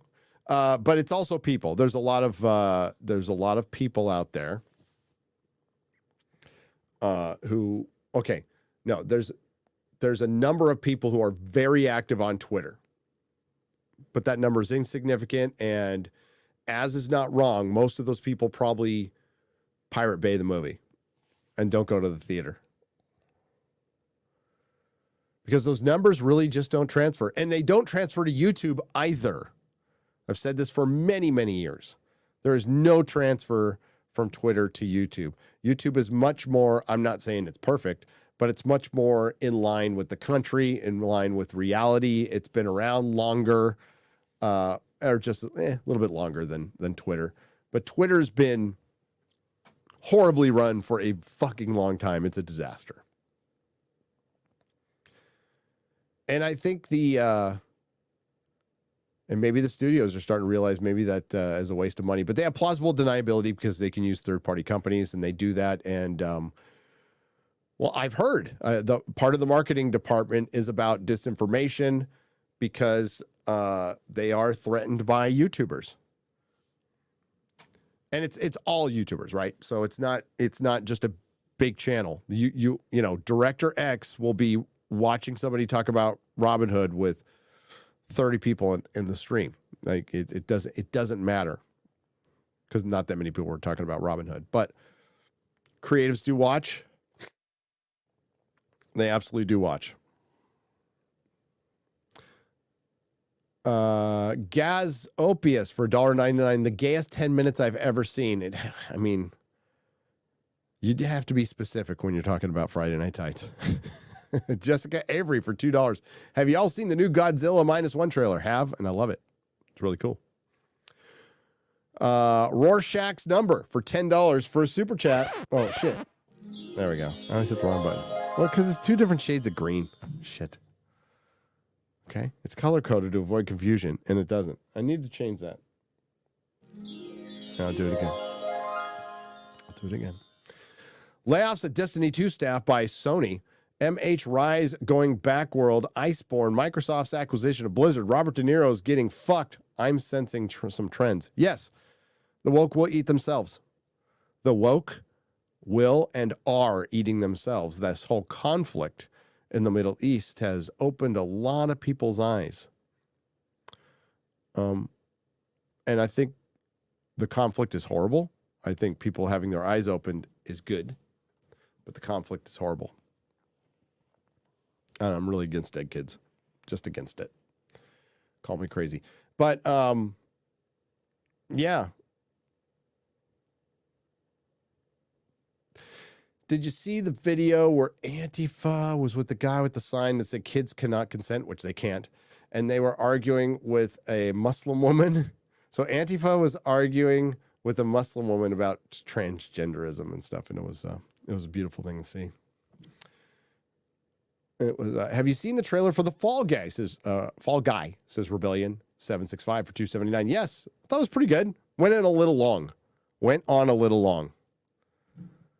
But we'll see. I thought it was going to be like an adaptation of the TV show. But it's not. It's called Fall Guy, not The Fall Guy. Unless it's a bad adaptation of the TV show. Correct me if I'm wrong, chat. But yeah, I thought it was good. I'm like, oh, are they doing The Fall Guy with Lee Majors? No. Nope. It's Ryan Gosling. His eyes aren't in the same zip code. but that's okay. The chicks dig them. Brightest day audiobooks for $2. Social media is virtual reality. It is. It is.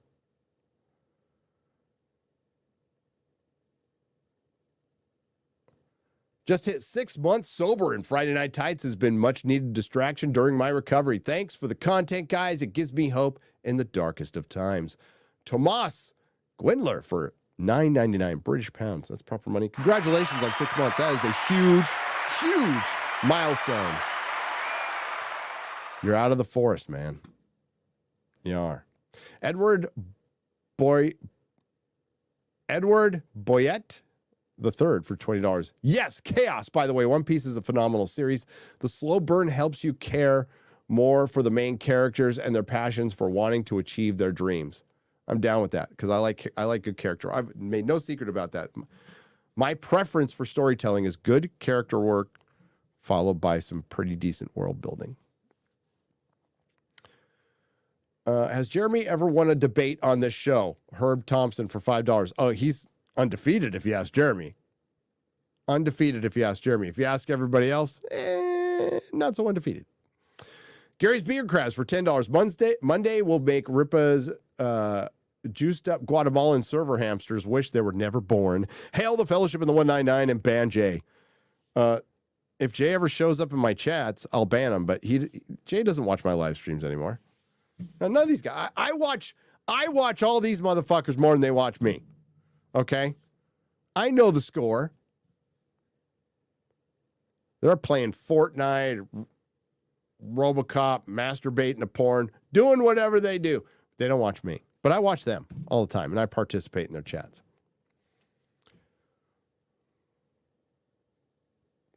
What a fantastic echo chamber we have here, says Sir Boy of Lard for $2 British pounds. I know. We're always fighting.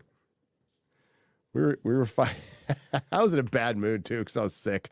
I was grumpy when the fucking thing started. Because our stream, our notifications didn't go out because we accidentally streamed to another stream. So we had to end that stream. I don't doubt you guys. You probably just saw 2 streams pop up, but the things that fucks with the notifications. So I was like, God dang, can't have that one back. So we'll just go. I was a little irritated about that, but I get over shit really quick too. So, but I was also sick. I'm a fucking asshole when I'm sick. Just ask Mrs. Nerdrotic. Herb Thompson, thank you for the $5. Gary's Beard Crabs, thanks for the $10. Dude. I have a beard crab circus. Rhino Helix for $10. Add a fight. Make it loud and gay. That's good. That's good. Dark 8182 for $5. Jeremy's so invested in the binge model that he uses it for his business model. Oh, wait.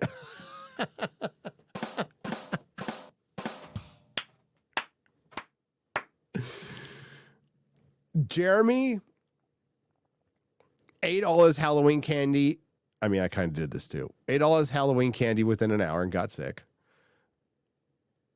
When Jeremy loves something, he loves it to death. Okay? Just bring up Tom Brady to Jeremy. By the way, Tom Brady, greatest quarterback who ever played the fucking game. End of story. But Jeremy is close to stalker level with him. You know, maybe the reason for the divorce, not sure. Probably has only watched Tom Brady sleep 3 or 4 times, but big Tom Brady fan. Who is the greatest quarterback of all time? And pretty much proved that Bill Belichick needed him more than he needed Bill Belichick.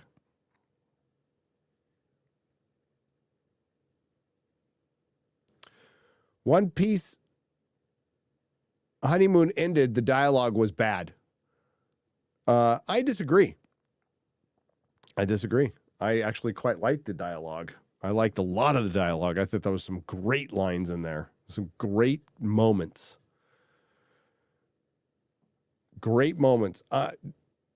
Isaac, I just don't like I didn't think I'd like One Piece, but like I can definitely see like people not liking the style. But to say it's bad is just Isaac DeSormora, blah, blah, sorry, for $2. Shave your head, fruits. Okay.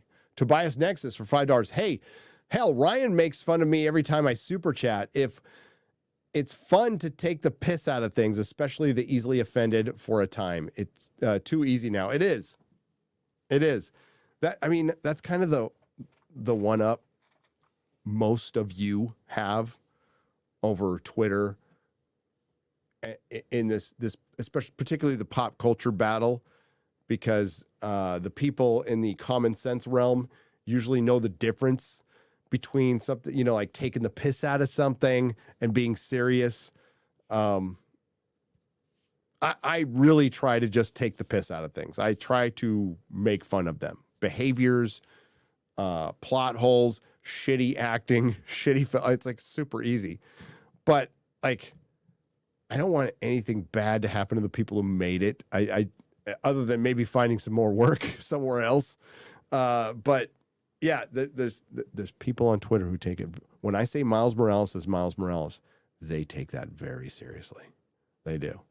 And to this day, I have tweeted that probably, 30 times? 40 times?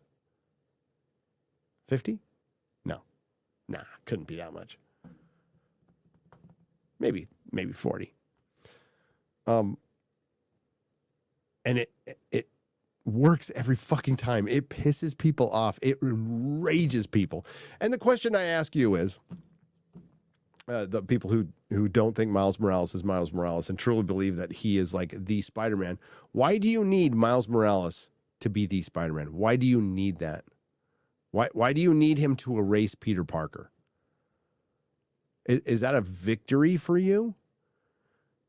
Because you don't really like the character that much. You ain't buying his books. He doesn't have any seminal comic book runs, and everything he has comes from Peter Parker, including Spider-Man 3, the way they set up the Spider-Man 2 game. Why do you need him to replace Spider-Man so much? What's wrong with you? That's the question. I don't care that Miles Morales exists. Miles Morales is Miles Morales. As a matter of fact, I sponsored the first fucking comic book he appeared with Peter Parker, Spider-Man #1. There is a Comic Outpost exclusive with my son on the cover that you could probably find on eBay right now. Go look, Comic Outpost exclusive Spider-Man #1. I was there when they met for the first time.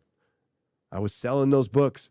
I liked Miles's costume from I hate the one in the movie, but the costume that came from the Ultimate Spider-Man book, thought it was a really good costume. I thought, well, for one, they said they would never put the Ultimate Universe in the 616. Then they lied about that, then did it. And I said, well, they should change his name. They should give him his own name and his own identity, because otherwise he's just black derivative Spider-Man. Said it then, and I'm saying it now because that's what he is. He's black derivative Spider-Man. And he's no different than Spider-Man 2099 and Ben Reilly, except Ben Reilly and Miguel O'Hara have better stories than Miles Morales. You want to know why? Because I fucking read them. Spider-Man 2099 was a pretty good book, and I love the 2 video games that came out like 10 years ago. Love them. I think Miguel O'Hara is a pretty cool character. Very different than Spider-Man, by the way. Miles Morales just ended up being black Spider-Man. You want to know why? Because that's what they wanted to make, a black Spider-Man. Instead of making a completely different, you can keep the same fucking costume, have slightly different powers that he has now, completely different name, and it'd be fine. Put him in his own world, give him his own villains, his own side characters, completely rip him away from Spider-Man for a while. Or make him Spider-Man's Robin for like 2 decades and then send him on his own like Nightwing. But they don't have that kind of patience, and they don't have that kind of time. They don't have that kind of time. There's a lot of ways you could have made it work. A lot of people liked the idea of the character, but now it's just become annoying as fuck. And the fans don't read the comic books, never read the comic books.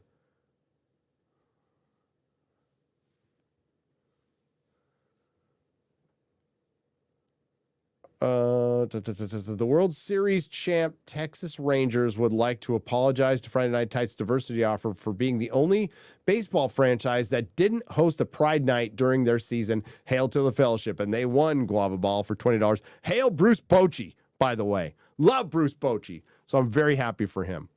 I'm not a bandwagon guy. It'd be very easy for me. Just moved to Texas. It's like, I'm going to be a Rangers fan now because they just won the World Series. It doesn't work like that. It just doesn't work like that. I'm a Padre fan. Like it or not. Yours watching. First time super chat. I hit the right one. Woo!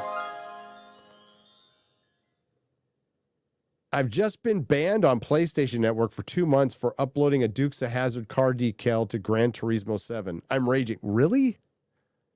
Really? This bullshit is getting ridiculous. Well, fuck them. PC supremacy, baby. Fuck the PlayStation. As a professional gamer, Stumpy, you want to listen to me. I mean, someday, through a lot of trials and tribulations and a lot of hard work, you might have about 100th of my skills, but you need to achieve something, and everybody's good at something. I am just a natural gamer, unlike you, but I'll say that PC supremacy is the way to go, and fuck the PlayStation, especially after what they did to Spider-Man. But Stumpy, I am with you. I'll put a Dukes of Hazzard car dude. I'll tell you a true story. I'm driving through Bama, fucking Jeremyville, and there is a house flying the stars and bars. And then I see another house flying the stars and bars, and they just don't give a fuck down there. They don't. I think the General Lee is a cool fucking car. I would get a 1/6 scale General Lee. I would. But it better have those fucking stars and bars on top, or it ain't the General Lee. Axe for $20. Hey, FNT. First time super chatter. Ooh, another one. We'll be gentle. Been listening for a year. You guys are godsend at work. I'm delivery driver, electrician. Hope this is all right. I'm hoping to get a shout out for my book. It's Everfont, sorry, by Alexander Robb. That's Everfont by Alexander Robb. And dude, I don't have anything to sip, but a tip of my beanie to the working man out there. I was a delivery driver for auto parts for many years. Delivering, driving, and just driving, having a job where you drive, very good job. Very good job. Showed the chuds how to lose easy money, dummies, says Isaac Desimov for $2. You must be talking about the Marvels. It's like, we'll show you chuds. We'll put more chicks, less dudes, and we'll lose more money than you can possibly imagine. Take that, alt-right Republican Nazis.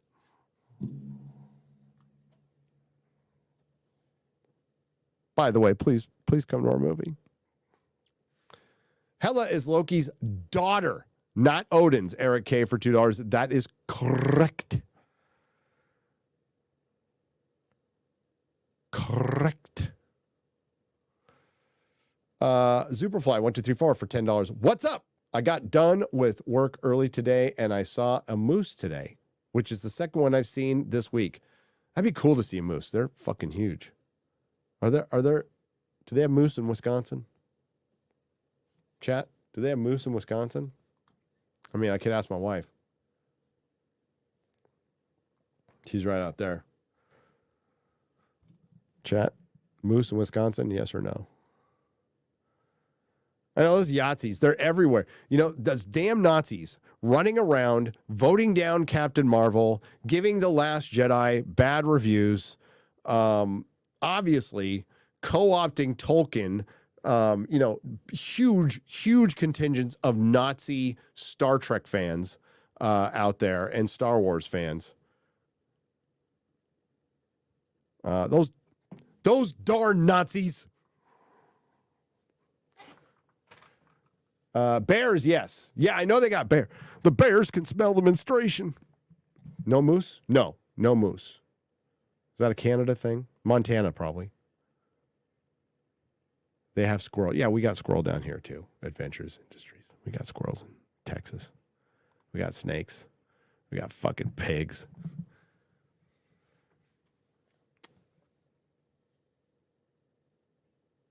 Yeah, those Nazis, man. You know, we would have gotten away with all this woke shit if it wasn't for our damn Nazis.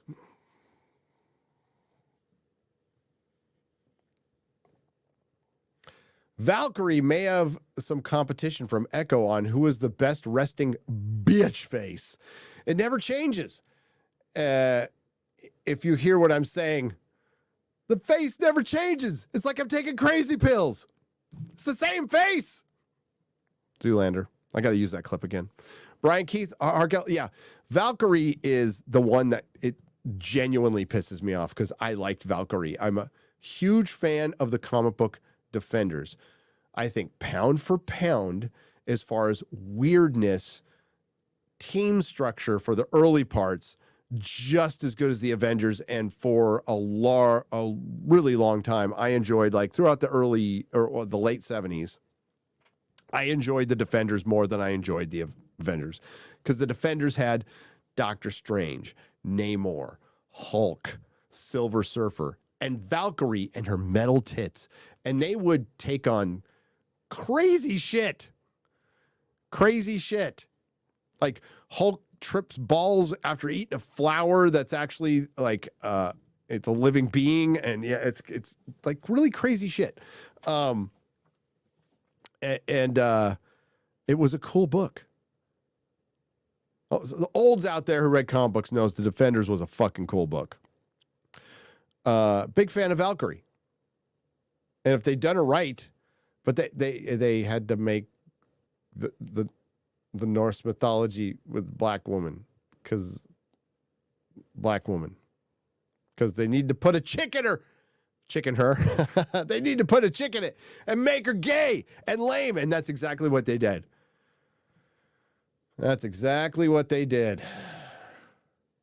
Tessa Thompson, man.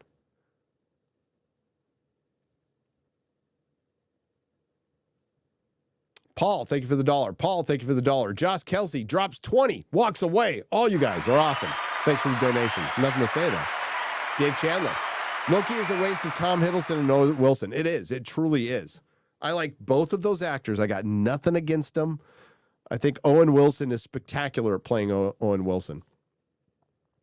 But if you saw Grizzy's, by the way, poor Grizzy, he got demonetized. He got mass flagged by the reactors, those fake reactors who have thin skin. It's like, dude, if you're going to go out and like wear your fucking pajamas, if you're a grown ass man, and like, I'm sitting here in front of a fucking bunch of action figures. By the way, there's no shame to my game, but I'm not going to go wear fucking pajamas or like little Dape man prees or whatever the fuck you're wearing and reacting to Loki like it's the next coming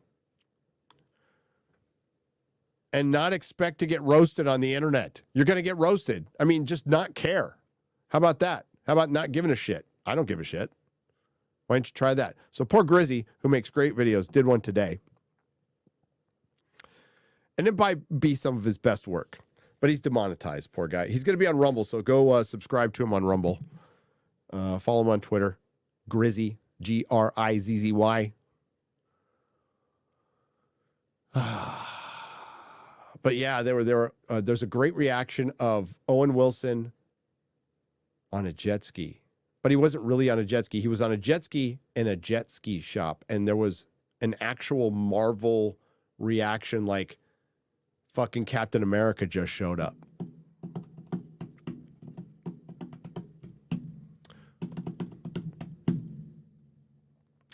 As a queer filmmaker, Leslie Headland wanted queer themes in her queer Star Wars show that she knows she wouldn't identify with them. She was a young queer girl.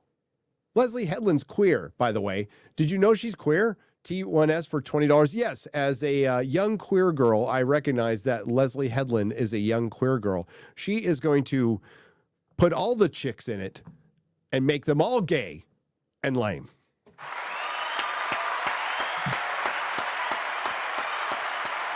So brave. So stunning. Best name I could think of for $10. Hail all. For Graham and Kelly, I'm working on drawing my own comic and I want to draw it traditionally. Just curious, what do you use for whiteout? I can't wait for the upcoming books. I got to ask him that. If I ever drew again, I may or may not.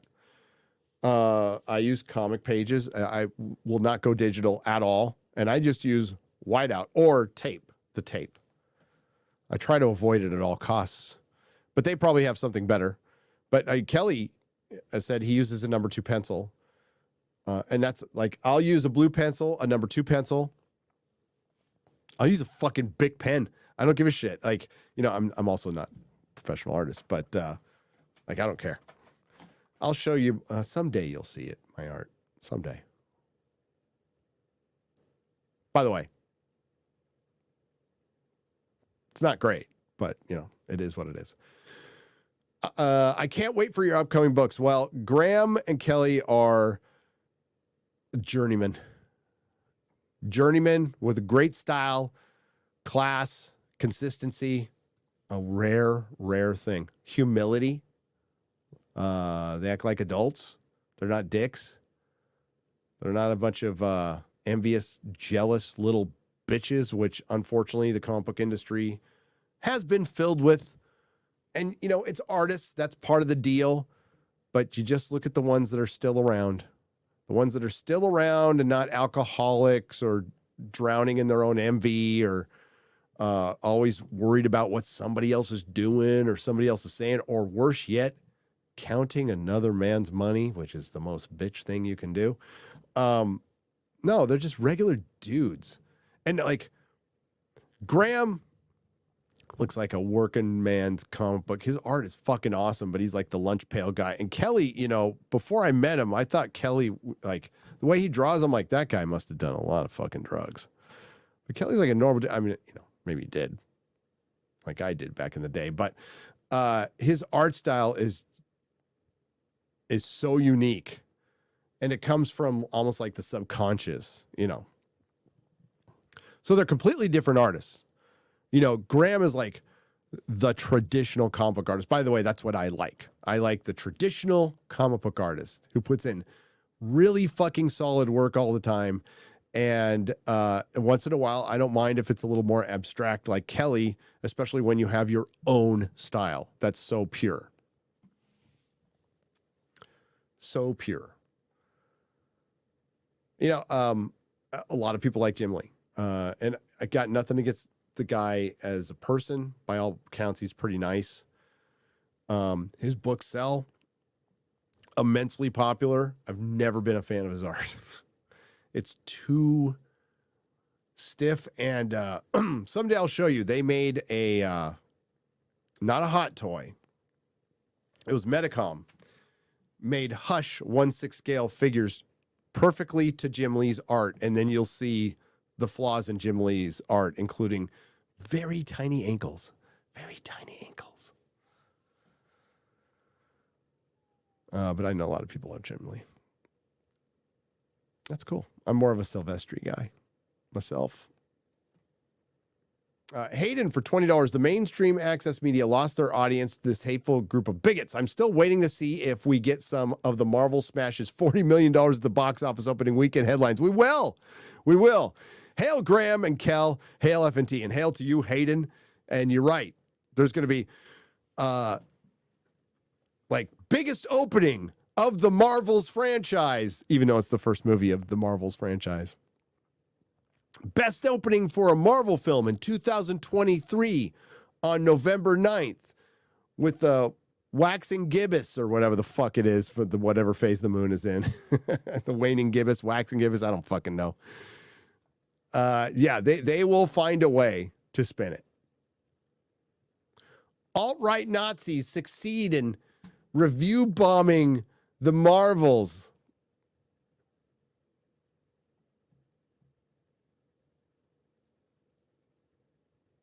upgrade for $5. Any idea for a Tropic Thunder? An idea for Tropic Thunder 2.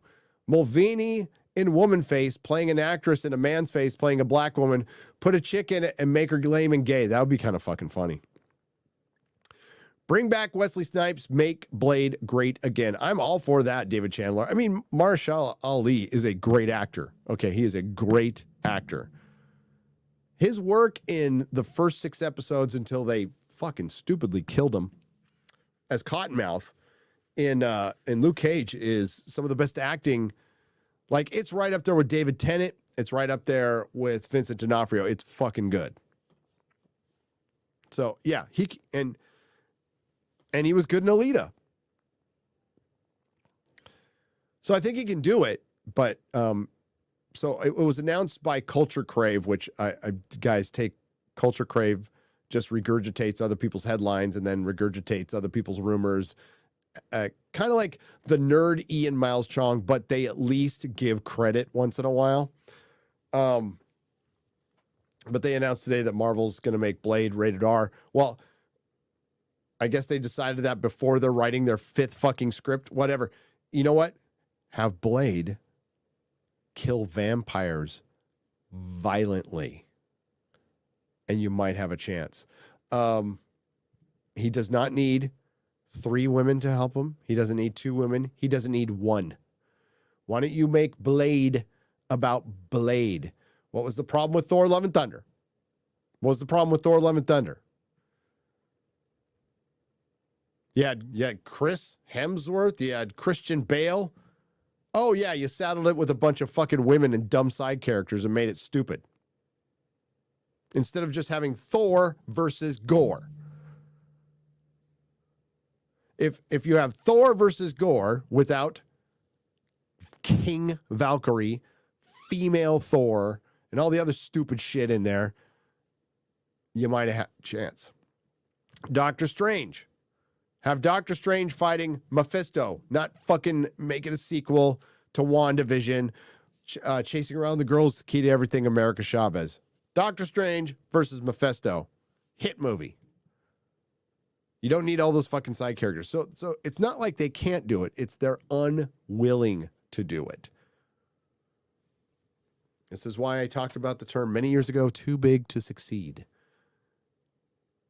Because now everything they make has to come with a bunch of restrictions, has to come with product placement, has to come with message placement, has to pass by DEI executives, marketing executives, probably a team of 10 producers, including one of the people who works in the MCU who produced the film, the greatest fantasy film ever made, An Inconvenient Truth.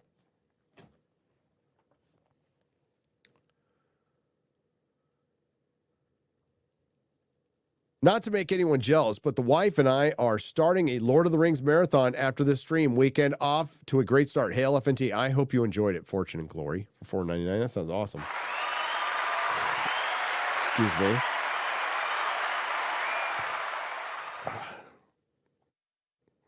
Forgot to hit my cough button there. Raylo Normie for $1.99. Just need Scott McDaniel to complete the Trinity. There you go. Imagine. Oh, God. What? This is Imagine Alien. Imagine Alien for $9.99. For Kelly Jones, you did an amazing job finishing Bernie Wrightson's Frankenstein comic book work. I remember that. Were you approached by his estate or him personally to finish that? I will keep this question, and next time I talk to him, I will ask him that. That's a good question. He was probably approached by the estate, but he's kind of the perfect person to finish it off. I remember that. Travis World for $20. Hail to the fellowship. Thank God for FNT. It's been a long day here at work. Had to pick up the kid from kindergarten due to being sick. I also can't wait for everyone's review of the Marvels. Cheers. That's what many...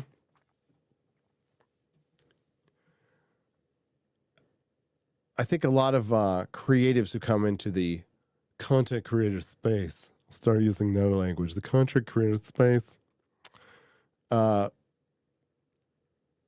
a lot of, particularly in our sphere, we're working dudes who did this stuff. So we really relate to the working dude because we were that, not too long ago.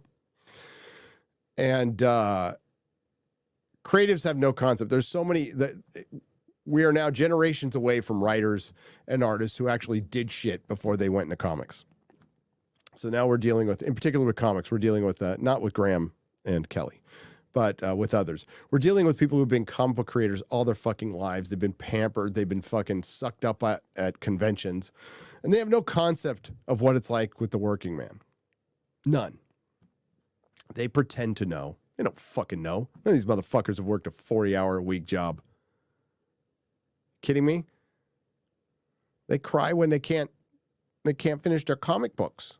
We're like, motherfucker, we don't get to go to our editor and say, I'm too tired. I can't finish my job. Finish your job and go the fuck home. That's what we all had to deal with. So I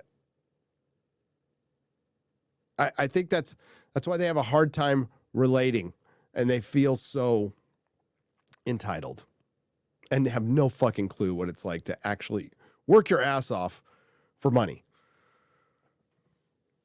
We work hard. We draw all night. I'd check yourself before you say something like that. It's a talent. It's a great talent. Not everybody can do it. If you can make your money, go make hundreds of millions, billions. I don't care. But don't sit there and tell somebody like Hayden, you're working hard.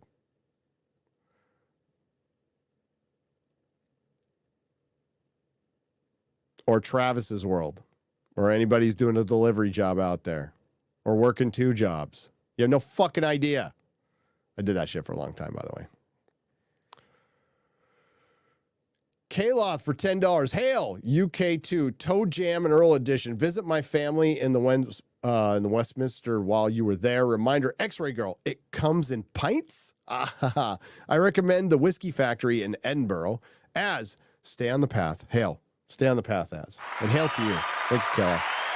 Dave Chandler for $10. Hail the 199. Question for you all. Do you think all the bad news coming out for Disney, Marvel, etc. is the beginning of the Swiss slide to their collapse, or is there still many more years of decline to go? Many more years of decline that they will never achieve not for a long time will they achieve the heights they once had. They had their time. It's over. Look at Warner Brothers. They have all these fucking properties, but man, Warner Brothers was firing on awesome. Remember, Warner Brothers at one time had Chris Nolan making Batman, Harry Potter movies, and Game of Thrones. Just those 3.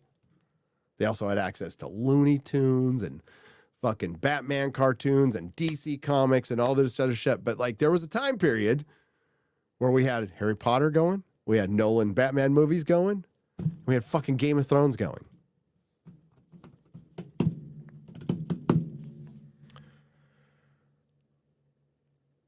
Peaks and valleys, baby.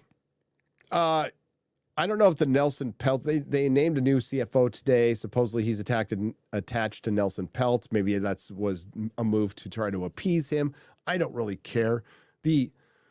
I'm probably going to go on Valiant Renegades live stream Wednesday. If I have time, I have to do a lot of prep on my videos, but he's doing the earnings call, and I'll sit there, I'll listen to those guys, and they're really into the numbers because like on their day jobs, like that's what they do. These are brainy guys. But I mean, honestly, I like to watch their stuff, but when we start getting into crunching numbers, I just fucking hate it, because the kind of capitalist I am entrepreneurial. I like the mom and pop. I like the family-owned business. That's where I think I think that's what makes the world go round.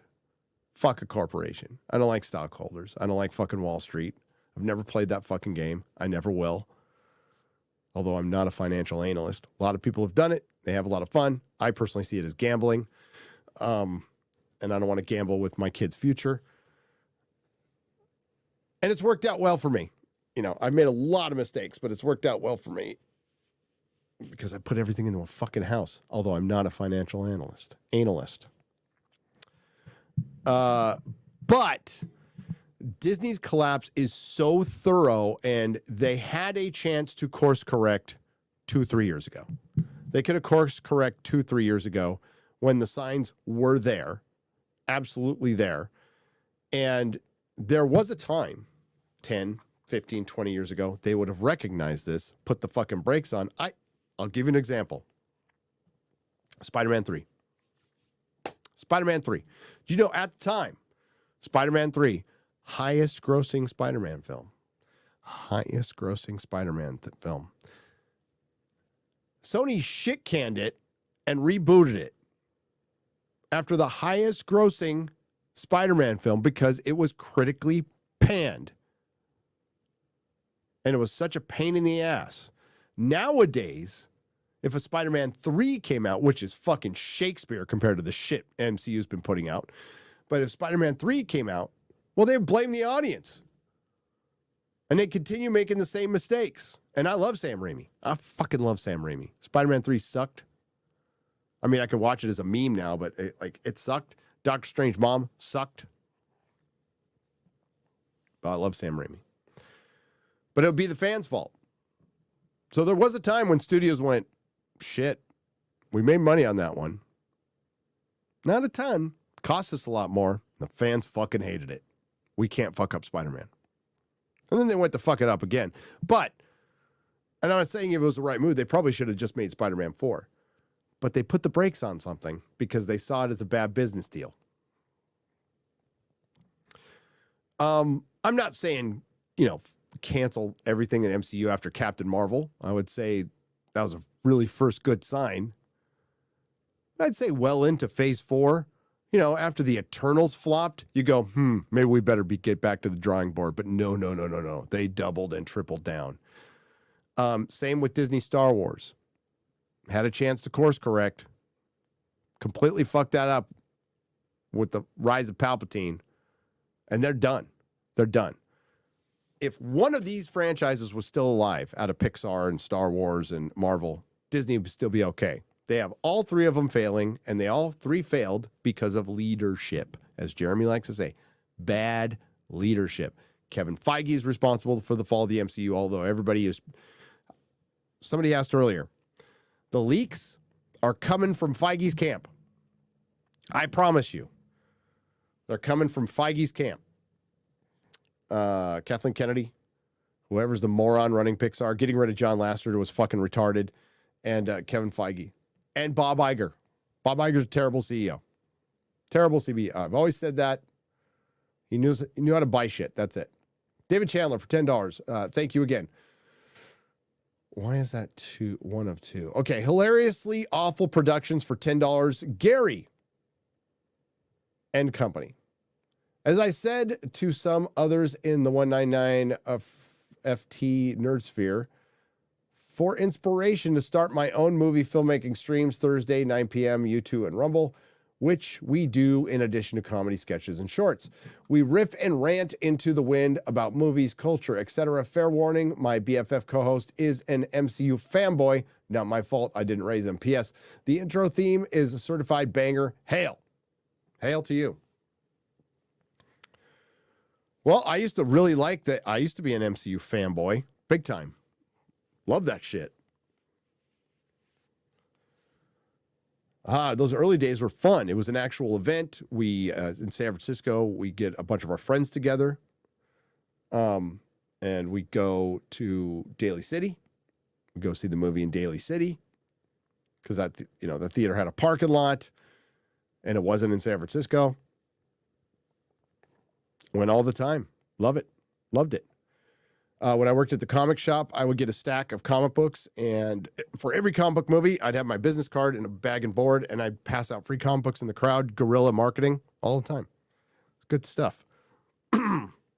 Forget the UK, come to Australia. I read that one. Nerdrotic, quote me on, it's not Loki, but wokey. It's wokey. But it's also, not wokey, because it puts you to sleep. Liam John Smith for $2. Hilariously Awful Productions. I read that one already. Hang on a second.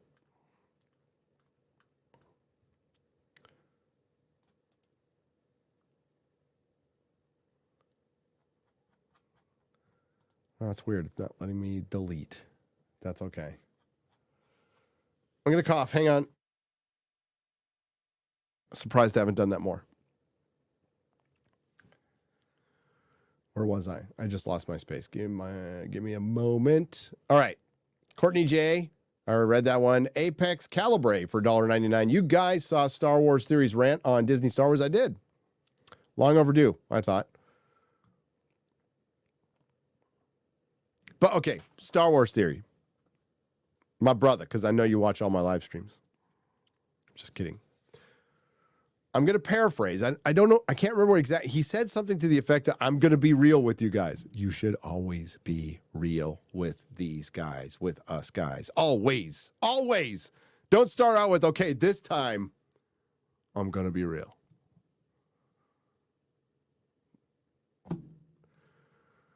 That's not how it works in the fan sphere anymore. You see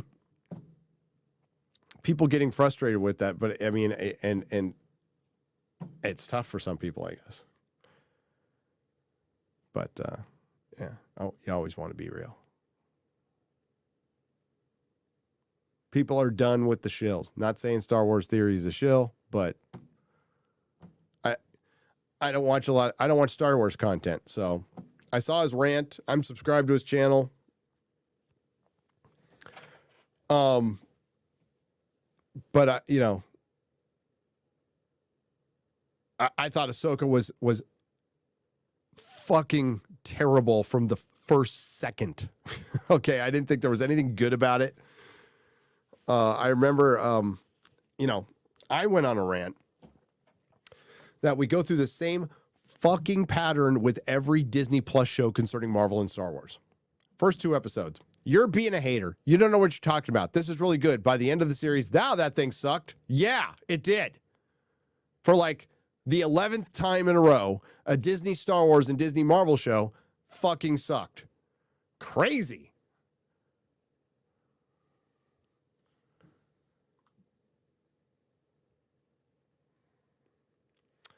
Thought the same, Ryan, says Isaac. I can't say your last name. It's like French. Desaramo. Wah, wah, wah. Epic Fail sent me the last super chat from wrong channel. Epic Fail sent me last super chat from wrong channel. Oh, I've done that before. 5 Nights in Robert says, yeah, for $10. Market Reality for $5. They started in on Gina and got the Canadian bear knee deep in the Cheerios. Drunk 3PO really did choose violence this past week. He did. It's not my fault. Kevin's fault. Those R&M writers, says not Kevin Feige, for $2. Okay. Hang on. I got it. 1 second. 1 second.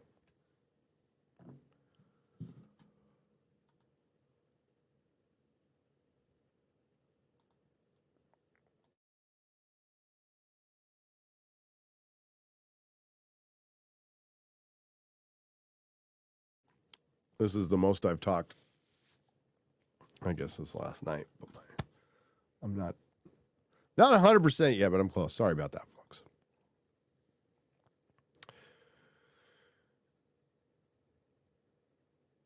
Hail to the Fellowship. Just turned 21 today, and I am happily enjoying my first beer.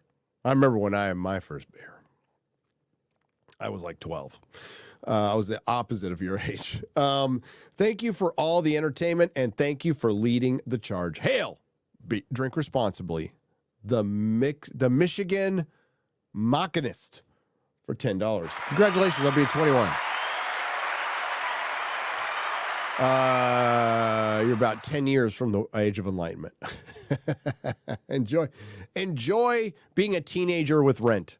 That's what being in your 20s is, being a teenager with rent.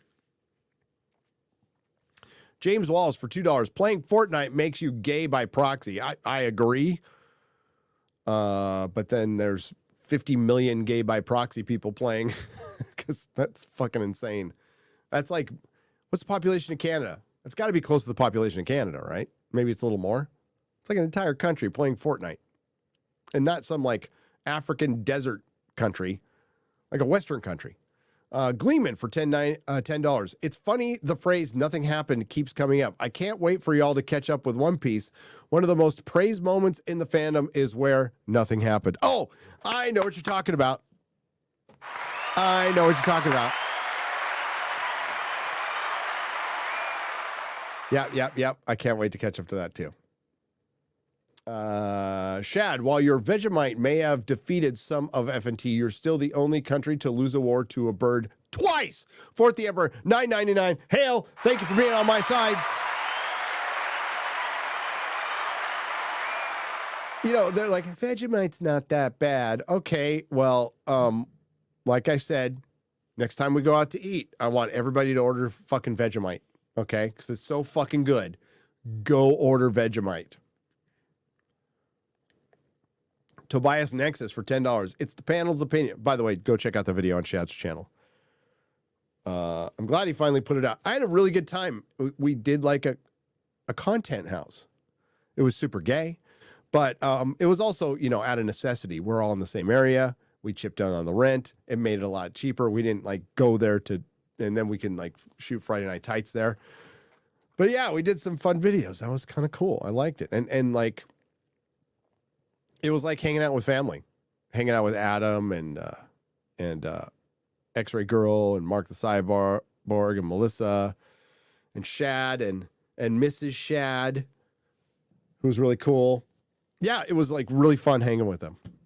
It's kind of sad because we were the last ones in the house when everybody left. And it felt like all our kids went to college. We're like, God, this is depressing. Let's leave. Monkey D. Garp for $2. If you read One Piece manga, thoughts on SBS sections, I'll let you know. I'm going to read it. I am going to read it in order. I have it all. Thanks to Kemi Anime. He sent me the case, all the volumes after that. My kid stole it for a little while, but then I made him give it back. I got a bunch of DVDs, and now we've got like multiple seasons on Netflix. Hell yeah. Does Jeremy really use the flow chart to cut his hair? I don't know. Does Jeremy cut his own hair? I don't know if that's real or not. Maybe his wife does it for him. My wife cuts my hair. But I wouldn't have any problem going to a barber shop. There's nothing like more manly than going to a fucking barber shop. It's not like you're going to a hair salon. You go down to the barber shop, hang out with the boys. There's nothing wrong with that. Not going to let somebody say shit. Now, before all right, so in the 90s, I had long hair.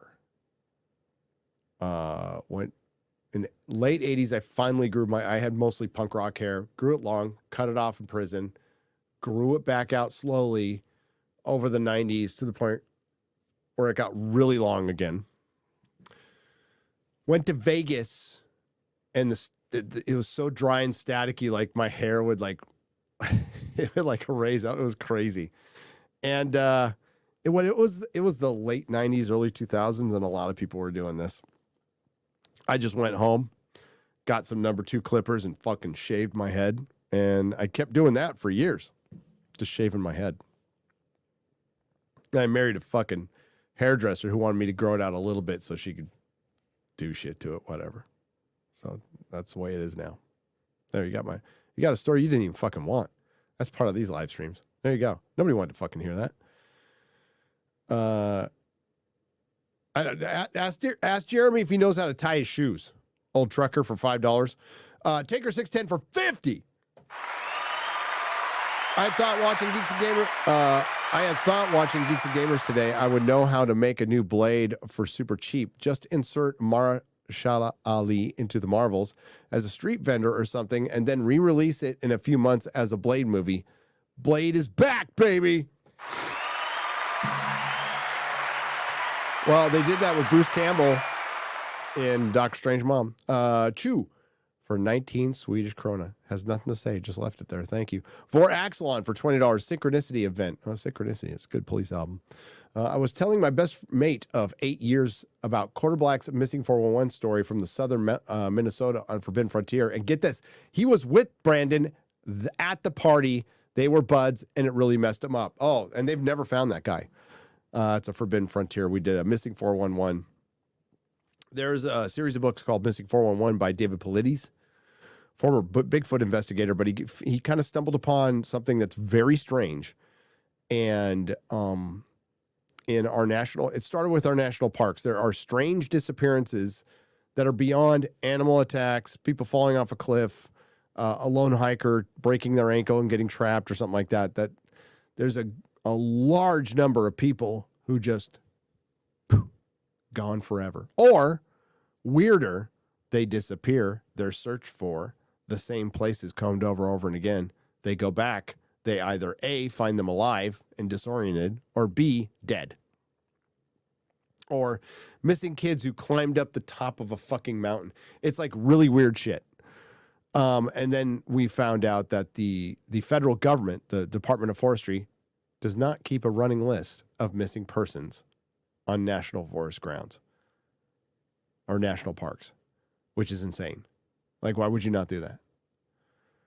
So it's a very interesting series of books. There's 3 documentaries on Amazon Prime. If you want to watch them, highly recommend them. If anything, they're really creepy stories. They're really good. Really good. Give you the heebie-jeebies. Wayward Noodle for $10. Here's something of interest. A friend of mine arrived in Oklahoma today to work on the red carpet for Echo. I wonder how that's possible with SAG still on their strike forever. There might not be actors there, or they might have gotten a waiver, but I mean, we're not going to hear much from the actress from Echo anyway. I mean, what's she going to say on the red carpet?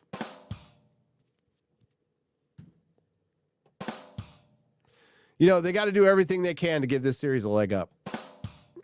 Graph Web for $2. For fuck's sake, hashtag cancel Disney Plus. Oh, I have. Long time ago. You know what, though? I'll tell you, I love Nerdrotic pays money to Disney every time he goes and sees a movie. Actually, I don't, except for the Marvels. I pity bought these tickets. This was a pity purchase. I felt so sorry for him. I'm like, I'm actually going to give him my money because it's not going to make a difference. But for most of the time, I pick a screening at a weird time so I can buy a ticket to another movie and sneak in. That way the theater still gets the money. They still get my snack money. And I go in and watch what I need to watch. Works for me. It's a total rationalization. It's manipulation. It's wrong. But I do it anyway, because fuck Disney. Imagine having Dr. Doom as a backup. I repeat, Dr. Doom as a backup. Pyro Ronpa for $5. That is a direct result of our criticism. I'll say our, because I'm not the only one who's had this idea, all right? I'm not going to be one of those YouTubers who pretends I'm the only one who's ever said anything. I'm not going to be the ones who go, I said this first. Remember, I told you. I'm just going to say I'm one of possibly hundreds of people, 10 people, not sure, who has been bringing up for 4 years that you have Dr. Doom, the Fantastic Four, before they fucked up Namor, the Silver Surfer, Mephisto. There's nothing stopping you from using Mephisto, but Dr. Doom is the easiest one. It's the best comic book villain outside of the Joker.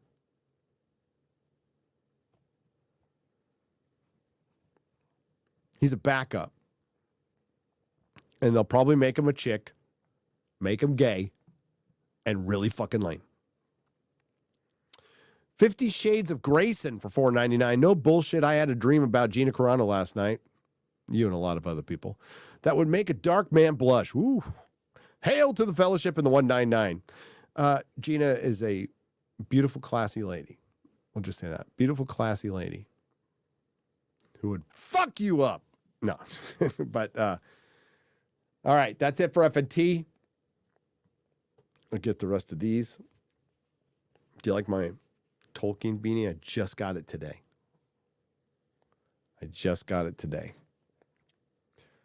Fucking Chrome runs like shit. StreamYards runs like shit. You can't even open other windows on it now. Did they make the Joker a lesbian for Joker 2? They probably will. I mean, sure. We've got... Here we go. Holy shit. I don't know where I left off. 73. What the hell? You guys are going crazy. Hard to take Star Wars theory seriously when he says things like TLJ was a good movie just not a good Star Wars movie. Yeah, I heard him say that. I can't take that seriously. And the first 6 episodes of Ahsoka were good. Also, have you heard that Mahler offered to debate him on the state of Star Wars? Yes, I did. I actually endorsed it on Twitter. I did. I got to see where I left off here. Oh, my. Give me just a moment. Here, I'll put on some music for you.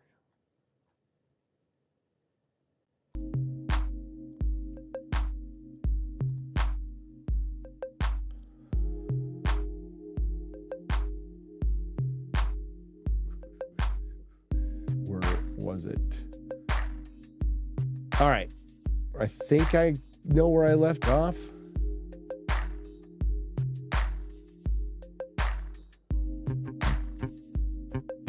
You guys are overly generous and crazy tonight. Thank you. I want to remember where I left off. Return of the King 20 years anniversary. Frizenthorpe. Greg Koenig. I read that one. Read that one.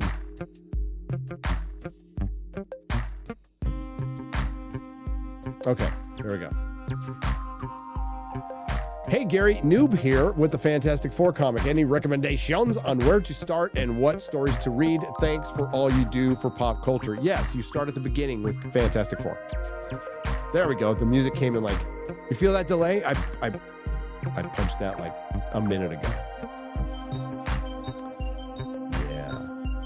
So now I'm going to stop it, but it'll keep playing for like another minute because fucking StreamYards is shit. Got to change this. I would say start at the beginning if you can afford it.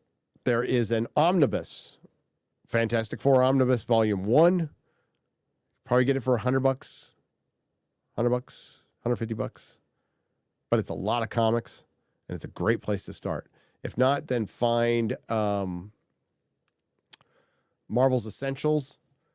You probably have to find that on eBay. Those are black and white, but you'll get a lot of comic books, and they can start you right at the beginning. That's where you start with the Fantastic Four, at the beginning. My local cinema is holding a Lord of the Rings trilogy special event every year, so I'll take my best friend with me and to watch it all. Fun time. Smoo, that sounds awesome. That sounds awesome. Would you say Return of the King is perfect? I do. Yes. The trilogy is perfect. Every second of it. I love all the endings. I love the long credits. I love everything about it. I even love what would be considered a couple of badly shot scenes in it. Like, I don't care. It's a perfect movie. Did I watch Alex Stein's boxing match? Says Cheesetarian for $5. I did not. I hope he won, though. I root for Alex Stein. Thank you, Jose to Beast, for $2, by the way. Ryan 5506. Love your content, Gary. Question: what do you think of Spider-Man 2 game, and how would you define woke? I would define woke is taking a Spider-Man game and making Peter Parker quit at the end and replacing him with a black character and making you go on side missions with a deaf girl to do graffiti and get to a gay couple to a prom. That's fucking woke, and it's intersectional. But what is woke? Woke is critical race theory. It's critical theory. Critical theory, which is the white man's bad, the patriarchy, colonization, our unjust systems, and that is permeated through our entertainment. Intersectionalism is part of that as well. That is woke. Critical race theory, critical theory, Marxism. That's woke. Taking your cash cow Peter Parker and replacing him with Miles Morales is woke. Taking your buddy comedy Falcon and Winter Soldier, that should have been like Lethal Weapon. The Shield should have gone to Bucky because that's what they were setting up for two movies. And putting white man's hand-me-downs on an established black character is woke. Woke is regressive. Woke is regressive. It is not for progress. It is regressive. It is about separating people. It is about separating people. It is about moving away from individualism towards collectivism. Woke. And I didn't play the Spider-Man 2 game. I wouldn't play that shit. I don't like consoles that much. I played the first game and it was fine. But yeah. Compelled missions to go help a deaf girl spray graffiti in my Spider-Man game. No thanks. No fucking thanks. You know what? I'll fire up Spider-Man, the original movie game, for my PS2 and have a better time. Thank you, Ryan. Tyrannus Cygnus for $5. Gary, did you ever get a copy of the Arian Transitus I sent back in June to your P.O. Box? Yes, I did. Thank you. I did. I got a bunch of stuff. Oh, I can't. Somebody made me an action figure. Hang on. Don't go anywhere. I'm going to get some delayed music. Hang on. Hang on. Hang on.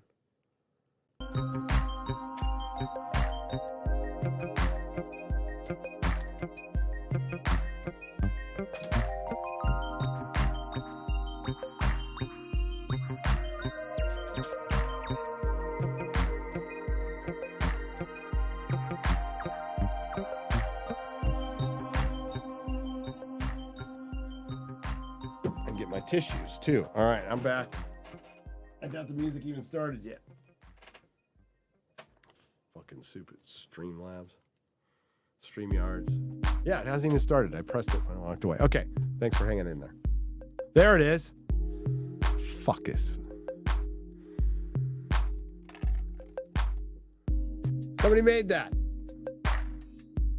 It's cool as hell. It's hanging on my walls of wonder. Now I have my tissues. I have my tissue. Get in focus. So we can have, right, happy tissue, sad tissue.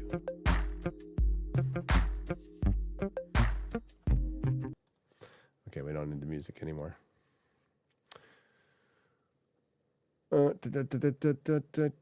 Okay. Old show callback after you learn to properly pronounce Nagadoches? No, what? Nagadoches? How do you properly pronounce a name like Nagadoches? Is it Nagadachis? Next, sort out Waxahachie. Dude, I got to live here for... You know, I lived in San Francisco for, I'd say, 6 years before I could figure out my way around. It's going to take me a minute. I can get to the airport. I can get to Dallas and Austin on my own. And HEB in the gym. Not much else. I haven't been to downtown San Antonio yet. Haven't been to the Alamo. Haven't been to the Riverwalk. Been here for almost 2 years. I'll get there eventually. Been to Paper Tiger. Saw Reverend Horton eat. I believe that the YouTuber you were referring to that called Miles basically Jesus is Cult Classic Cage. She's a tomboy that actually acknowledges the difference between men and women. Also pretty based. Yes, that's her. She was great. She has a great review of Spider-Man 2. Ever Jance for $10, dude. So that was the name I was looking for. It's Cult Classic Cage. All one word. Go follow her on Twitter. Go check out her YouTube channel. She was, it was a really good review. I enjoyed it. Hail the Fellowship. Remember, Gary, be gentle. Longtime fan. I'm always gentle. Even when I'm rough. Gary, I've got a ticket to go see Scarface this weekend on the big screen. I can't wait. That's fucking awesome. I'd go see Scarface on the big screen. I think, is Nightmare Before Christmas still out there? I think I was going to take my wife to go see it on the big screen. Heard you were looking for City of Heroes. Search Homecoming City of Heroes, private server, 100% like the original. Would love to watch you play. Okay, so search Homecoming City Heroes. Yeah, I will play. That's something I will play. Miss English for $5. Hey, Gary, have you seen the trailer for the upcoming series Shogun? It was far more exciting than the Echo trailer. I have not seen Shogun. Is it like from the book? Is it from the book? Sorry, these things are coming in crazy late for me, but that's just me. Let's see. Shogun.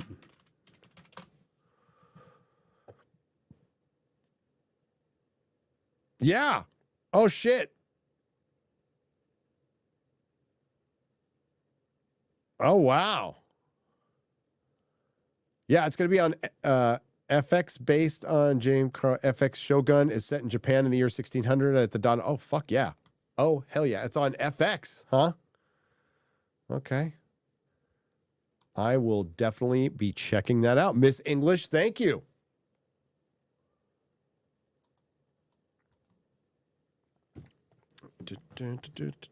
Where was I? Okay. Thank you for becoming a member, JWD Hawkeye. I appreciate you. Diego Salazar.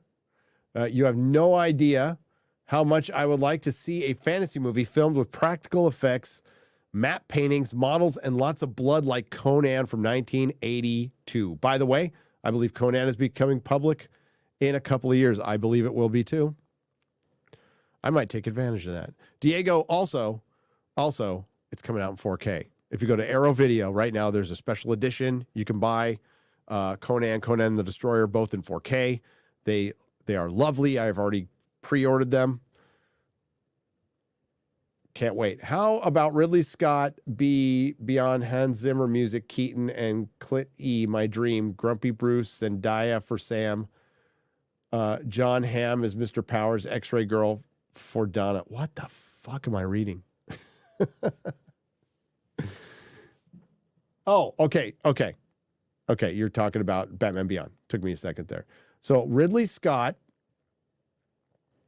Batman Beyond with Hans Zimmer music, Michael Keaton as Grumpy Bruce. Can't have Clint, but that would be my dream too. Zendaya for Sam, John Hamm as Mr. Powers, X-Ray Girl for Dana. But who played Terry? Zendaya? No. Yeah, I don't like. I'm not into Zendaya. I think Zendaya looks like a 14-year-old girl, and I think it's weird that so many people in Hollywood like her. And she's all right. She was all right in Dune. Just she was not. She was like the worst thing in Dune. But I think yes, I think I don't know about Ridley Scott, but you do something like that. You get a very Blade Runner aesthetic. I'm down with Hans Zimmer or getting Daft Punk back together to do the music and have Michael Keaton play Bruce. I think that'd be great. John Hamm, not against John Hamm. Then Seka says, "Hail Gary, even though I'm already 37 and not even an American, do you think you and your wife could adopt me? You're the best dad a kid could have. I'll be a better good boy than the golden retriever and contribute to paying the bills, LOL. Oh, yeah. I'll just replace you with my other kid. It's all right. I'll just throw him out on his own. He's 18 now. Fuck him. No, just kidding. Shadow Saiyan, 737. Shank's line of scars don't make the man, Luffy. It's the lesson behind the scar. Really hits deep considering future events. Yep, I bet. And it's also a really good line. How do you feel about DC and Marvel when they come out with a manga using one of their characters, like Spider Manga Fake Red? Yeah. There's a real Spider-Man manga from the 90s. I have 3 volumes. I never read it because it's in Japanese, and you got to read it backwards, but I own it. Hail, halfback boards. Why? Thanks. Halfbacks are... the halfback boards I like are stronger. They're acid-free. They last forever. So everything you're buying is you want standard size. Mylights 2, standard. Halfbacks, standard. And the reason you want those is because you'll never have to replace them again. They'll keep your comics looking pretty forever. And you won't have to worry about as much. Comics will always kill themselves. If they're closed into a bag, especially the older Bronze Age books, the stuff that's on pulp, the ink degrades, it turns into a gas that will eat itself. Gotcha? You don't want a bag contributing to that. That's what the polyurethane bags do. It's a chemical reaction. It's science. It's settled. Dang well, they, by the way, thank you, Jason, the mostly average. You're not average to me. You're above average, just like Jeremy. Dang well, they wanted this for the last 20 years. I can't talk like this. They wanted They wanted to replace Peter Spider-Man, arguably the most popular hero, is white. That is a big no. It is a big no. It is a big no, but that's what they wanted to do. And it's rights issues. It clearly has to do with rights issues. On behalf of all true Texans, fuck the Rangers, go Astros. See, I can't. Yeah. That was crazy they were playing each other. I think that was cool.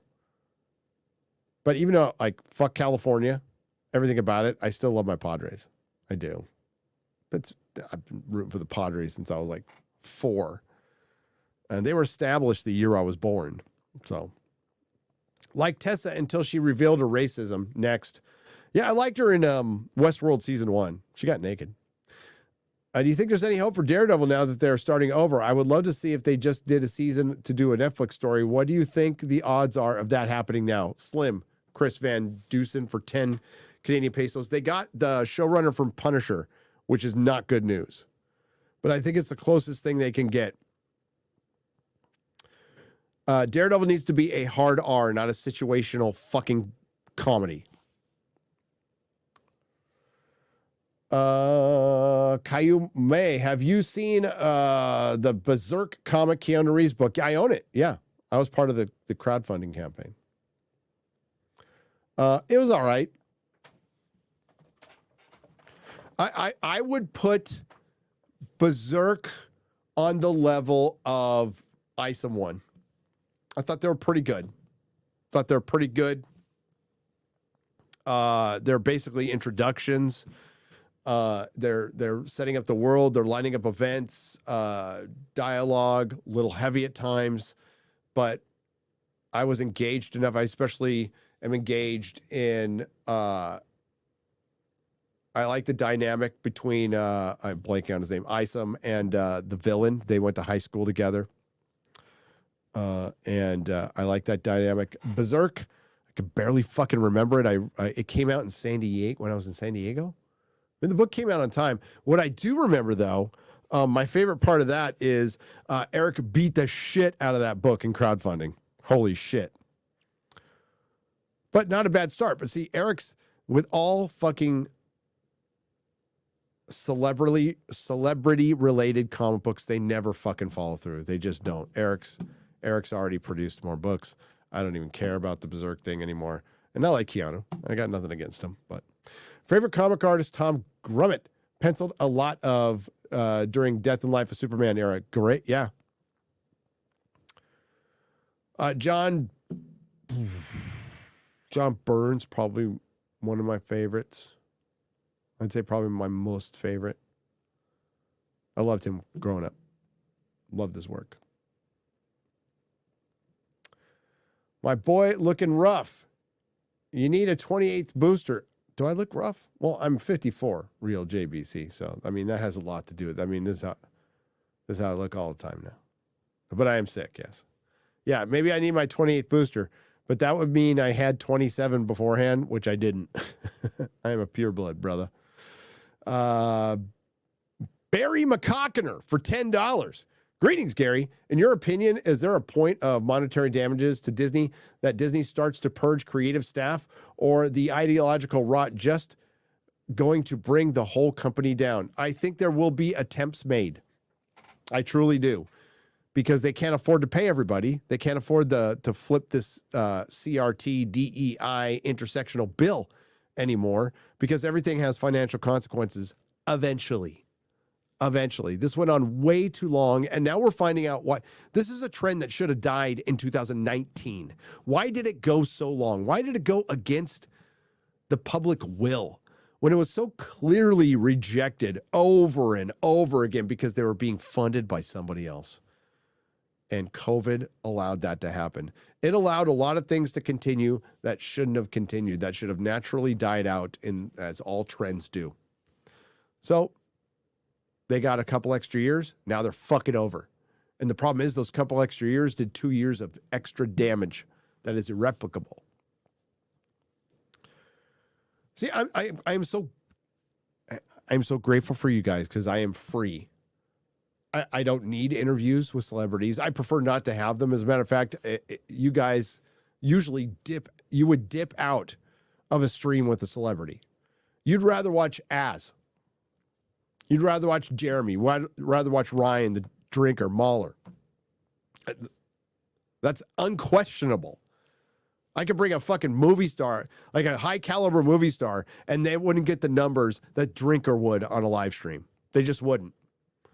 You guys don't give a fuck. And I'm so glad I'm not beholden to that shit. And we can just talk about this shit like nerds, like normal people do. And I don't have to worry about making somebody mad or hurting somebody's fee-fees. You make pretend, get some perspective. You know, I appreciate the work you do in there, but when you also put into work to fuck up an entire industry, hurt our society, to help fortify whatever ideology you have, you know, that's when my sympathy leaves. So I'm glad not to be beholden, and I can just sit here and say, you know, Hollywood has done fucked up, and nobody's fucked up as much as Disney. There's still motherfuckers afraid. In that Variety piece, they're like, I'm really hesitant to start writing Marvel's obituary because of Kevin Feige. What? Kevin Feige's the reason they're here. Hey, Dr. Fauci. Oh, wait, this actually was done. You created a disease. Why don't you go out and fix it? That worked out well, didn't it? I was just using a total hypothetical there.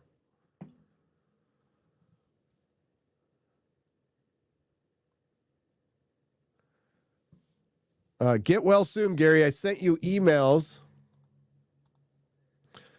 with the links to Randall Carlson's Thunderstorm Generations video and Twatter X Ancient Civilization Community. Cheers. Hang on. I had a cough. Losing steam here. David Pimblett for $49.99.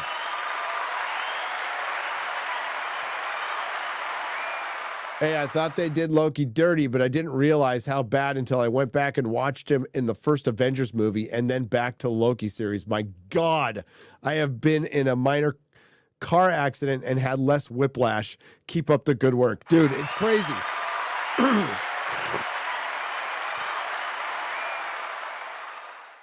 Certainly insane. Like, you go back and watch Avengers. Go back and watch Dark World.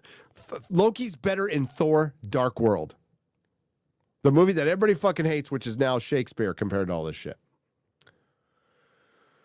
Hi, Kira. I enjoy your content and tune in all the time. Go away now, drinker voice. Cheers. Thank you. I appreciate that. Gary versus Lemmy. Can I have the same gods battle each other? Lemmy, kick my ass. Holy fuck. Member for 4 months says, Hale picked up the complete Chronicles of Conan after hearing you suggest it recently. It is great so far. Any recommendations for similar style stories? Yes. To echo my friend Razorfist, who got me into it, Michael Moorcock's Elric of Melnimode. I can't say it with the fucking stuff he knows. Melnimode. I'm just going to say Elric. Okay. Get his books, his Elric books. They're fantastic. Fantastic.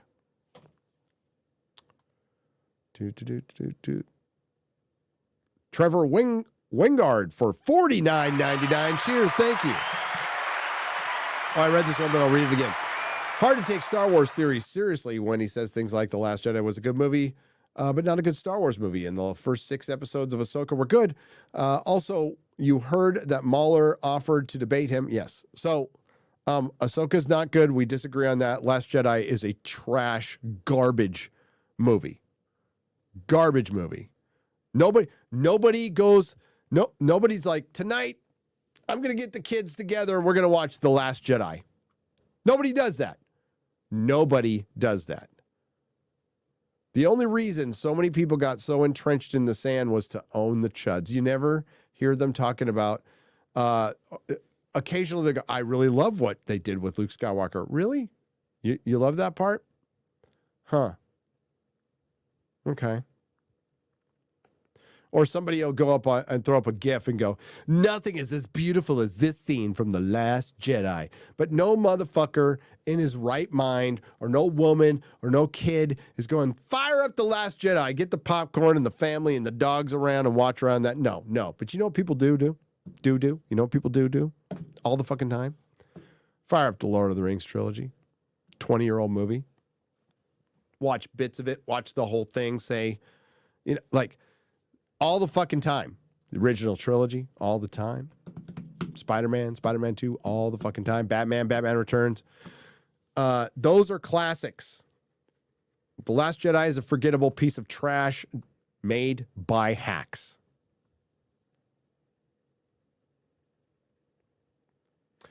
Watching Monday Night Football with Scott Van Pelt for feigning excitement as he presented an exclusive final trailer for the Marvels during halftime. Oh, yeah, I can't wait. Should we see that?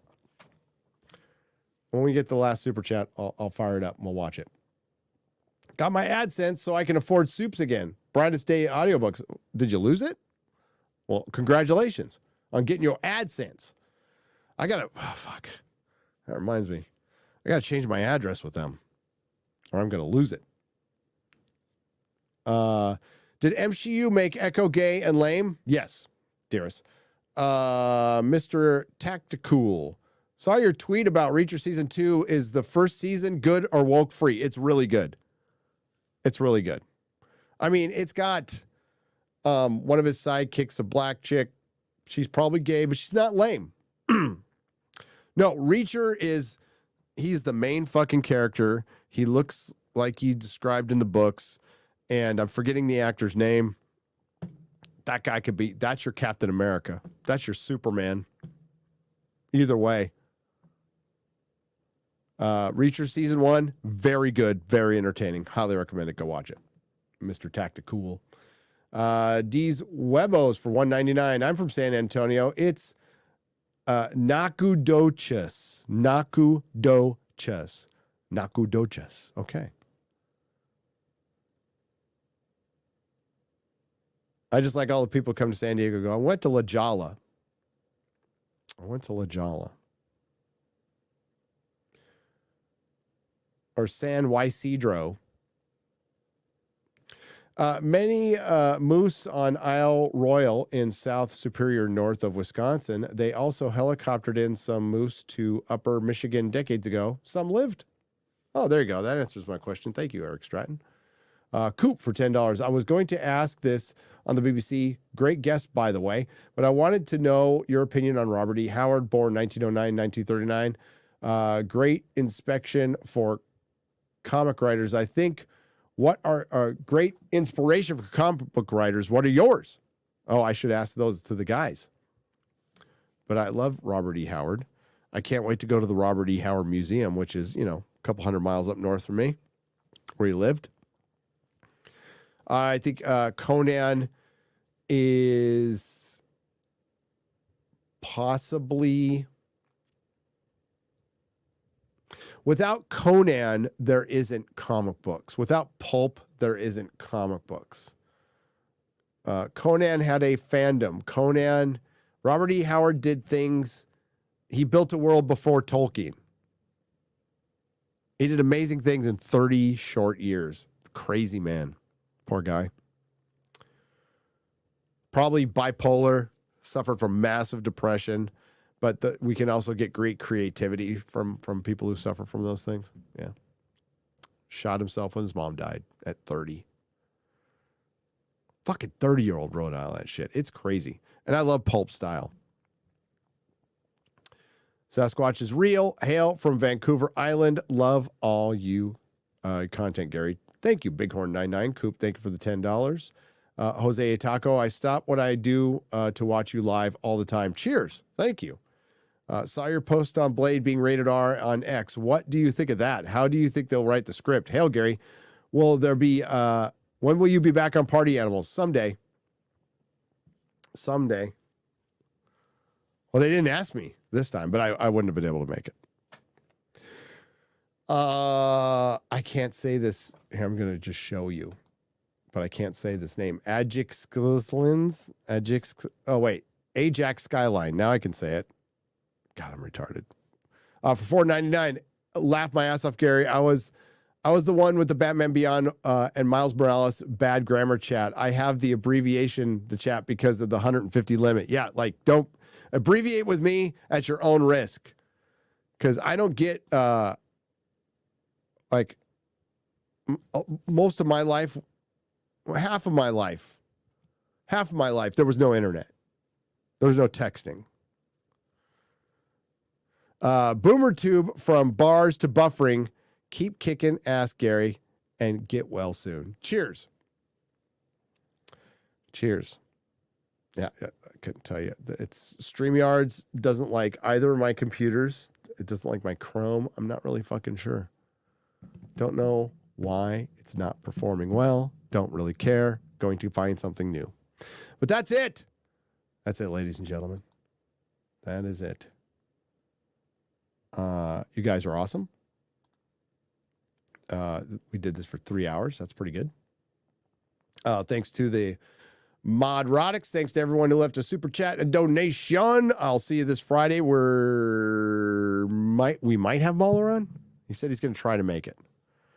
We're going to have movies. We were going to have Movie Cynic, but Movie Cynic had to reschedule due to personal stuff in his life, which is totally cool. So we're shooting for Mahler. And it's going to be a big week. We're going to talk about Loki and the Marvels. It's Marvels week. It's Marvels week.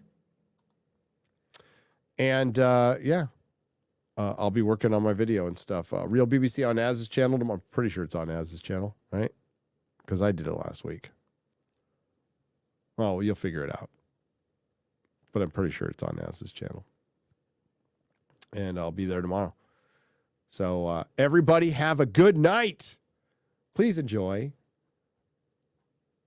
some Dan Vask. Oh, God, I'm going to regret this. This is going to take forever. Hang on.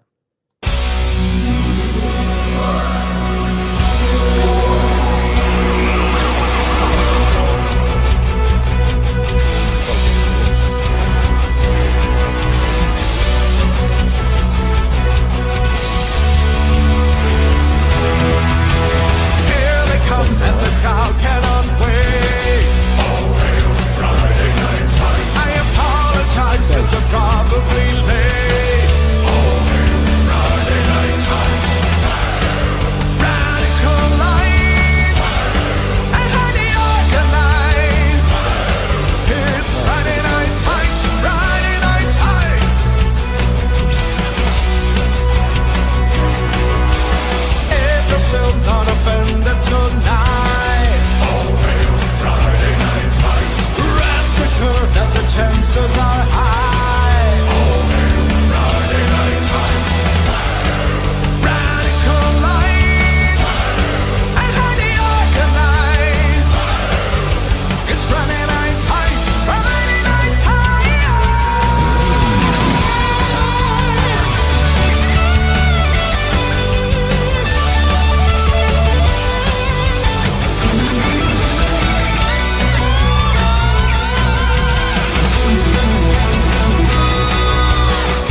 has come, they are finally here.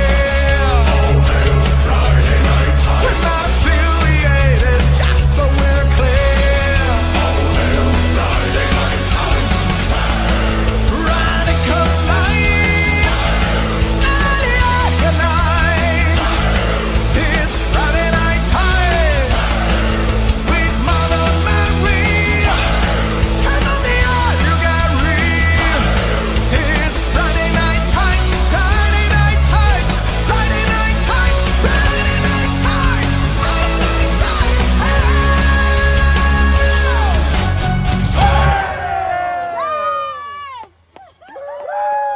All right, that was good.